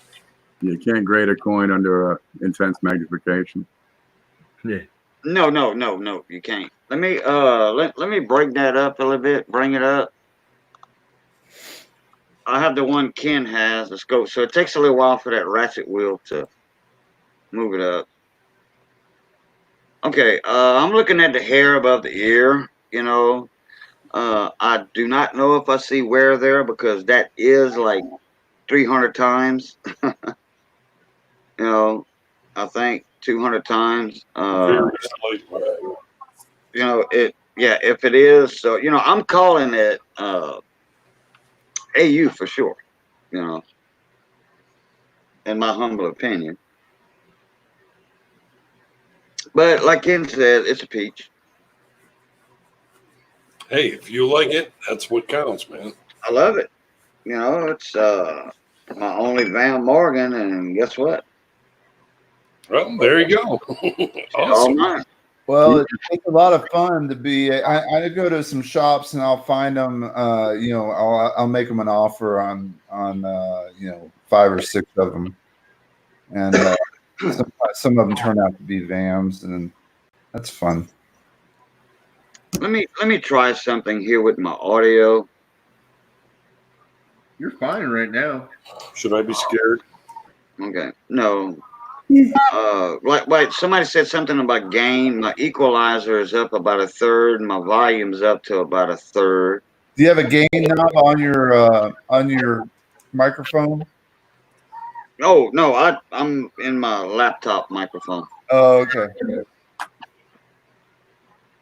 But everybody says it's fine now. Yeah, it's fine. You got If somebody's on the phone, well, that's while they in StreamYard. Never mind. Okay. you got any more coins? I have more coins, but that's my only Those are the ones you wanted to show. RPMs that I wanted to show you. Are we still live on YouTube? Oh, yeah. You okay. certainly are, sir. Yeah, we were going for like 4 hours. Yeah, no. I mean, I thought I was going to be in after the show, and then I did see. Then I heard somebody say, "All right, check the link or something." I didn't know they were talking to me. Sorry about that. No worries. Let me check my audio control here. Oh It's wait, going to be much of an after show today. I'm freaking tired. You wearing down? I tell you. That's all right. I'm getting ready to cook up a hamburger. yeah, my microphone is like down to an 1/8. I'm ready to cook up some rice or something here. My Smirnoff Ice kicked in. All right, my stereo mix is down to 15. Let's throw you. Okay, let me X out of that. Okay, did that make any kind of difference? Are you I selling? think you sound just fine right now. You sound the same. You still got that southern drawl. Well, man, yeah, that Cajun accent. I'm a pure Cajun. Yep. I don't think you might How's that show I used to watch? What's that? Man, that show I used to watch, I can't remember the name of it. They hunted gators. Oh, Troy Landry, Swampy. Yeah. But you sound exactly like the other guy. He's with the black guy, Salt and Pepper. What the hell? Don't know him. I don't Bo think. Sequence? Can't remember his name. Oh yeah, Salt and Pepper. Yeah, I know who you're talking about. There. Yeah, it's the black guy and the white guy. Yeah. Billy Vanilli. You got it. It's Frenchie. Okay. Do you know it's true? That's about the time I cut my cable off. Good for you, Ken. So, but my cousin. Okay, y'all familiar with Liz Gator Queen, right? No. Yeah. The one that used to hunt with Troy, and then she started hunting with her husband, Justin Schultz. Yeah. Me and Justin are second cousins. They down in Pecan Island, Pecan Yacht. Oh, cool. I don't know where that is. It's right on the Gulf Coast, and the smack dabbing to the left of Vermilion Bay, on the Gulf. How burnt out do you have to be to start singing Milli Vanilli out of nowhere? Oh boy! Back in the day. You all right, Shay? No, man, I'm about to fall asleep. I gotta go. I gotta go. Thank you guys so much. True that. Mantic for pitching in. Telling them what You know, I figured I would jump in here, with y'all's permission. Everybody knows me. They know my setup, scope, and this is for me, this is a better way than taking pictures. Boudreaux. Boudreaux, what? Yes, sir. So that's Boudreaux. Yeah, my last name. Well, that's my dad was Boudreaux, okay, and so I'm Boudreaux blood, LeBeouf, the bull, is that what that means? Primo, EAUX, not MEAUX, and Luquette. It's all French on my side. Yeah, that's right, Bill, the wheelman. Yeah, my grandma was TV. Ever dream of Candy coated raindrop. Yeah. Go round and round. It's getting low. I can tell. Go around in circles. Who's that? Wet Willie? With a high like a bird up in the sky. Yep. High like a bird up in the sky. That was Wet Willie, right? No. I'm gonna give Shay a wet willy. I forgot who that was. That wasn't Dr. John. Oh, no, that was. Wait, it might have been Dr. John. No, I forgot. That was early 70s. Shane. Oh no! Don't do it! Don't do it! Oh. All right, guys. I'm going to. I'm tired. Y'all have a good night. Thank you, Ken. All right, Chris, take it easy, buddy. I Hey, see your nice eyes meeting a you, lot better. Peace out, everybody. Yeah, love, peace, and crackers. Each other. Yo, hit that vape, man. All right, they're dropping like flies. I'm going to go, guys, and that means I'm going to end the stream because I'm in charge. All right. Yeah, there you go. Thank you. We want to thank Shay Hoffmaster. We want to thank Chris Rhodes, the big guy, Chuck Daughtrey, Paula, who's still here somewhere. I'm here. Oh, there she is. Hi, bye.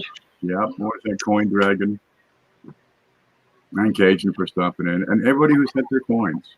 I thank y'all for having me. We're just messing around at this point. It's no problem at all. Okay, guys. Oh, and thanks, Hidden. Thank you for everything you do. Thank you, Hidden. If not for Hidden, we couldn't do this because we wouldn't have the darn computer. Seriously. Merci, Hidden. Yep. Okay, it's time for me to check out. I'm going to get a hamburger, and then I'll probably just look at pennies the rest of the night because that's my thing. Bill wants a 12 noon slot. Okay, Coin Seminar Weekend. Let's give me the screen. Screen. Here's how the Coin Seminar Weekend. Where is it? Looks right now. Okay. Bill, we have for Saturday afternoon. Bill 457. We got riser opening. Cheapskate is not yet confirmed, but I suspect he'll be jumping in. We got Jeff Sting at 7. Mike Kittle just at 9 o'clock. I guess somebody else wants a 9 o'clock slot, but I don't know who. I don't recognize the email address. I have no channel link. I'm going to be putting Mike Kittle right here. And that's going to be a 2-hour slot. Watch this. I can combine these. There, Mike Kittle. Nope, no way. What's the date on that weekend anyway? There, November 8 to 10. Oh, I might be gone. I was supposed to be gone now, but my buddy had emergency surgery Friday. And I think we shifted it over like 2 weeks. And that might fall on that weekend. I might be gone. I'm not sure. It depends on the weather, the cold fronts that come through. Miss Paula asked me if I want, if I could please join to do a live stream for the seminar. Yeah, so, sure, not a problem. Okay, well, here right now for Sunday. So you're going to find before noon is pretty quiet, right? People start showing up about noon. And after 11, really, that's wide open space. Nobody's done an all-nighter for Coin Seminar Weekend yet. We could expect that to happen. But there's a couple more emails.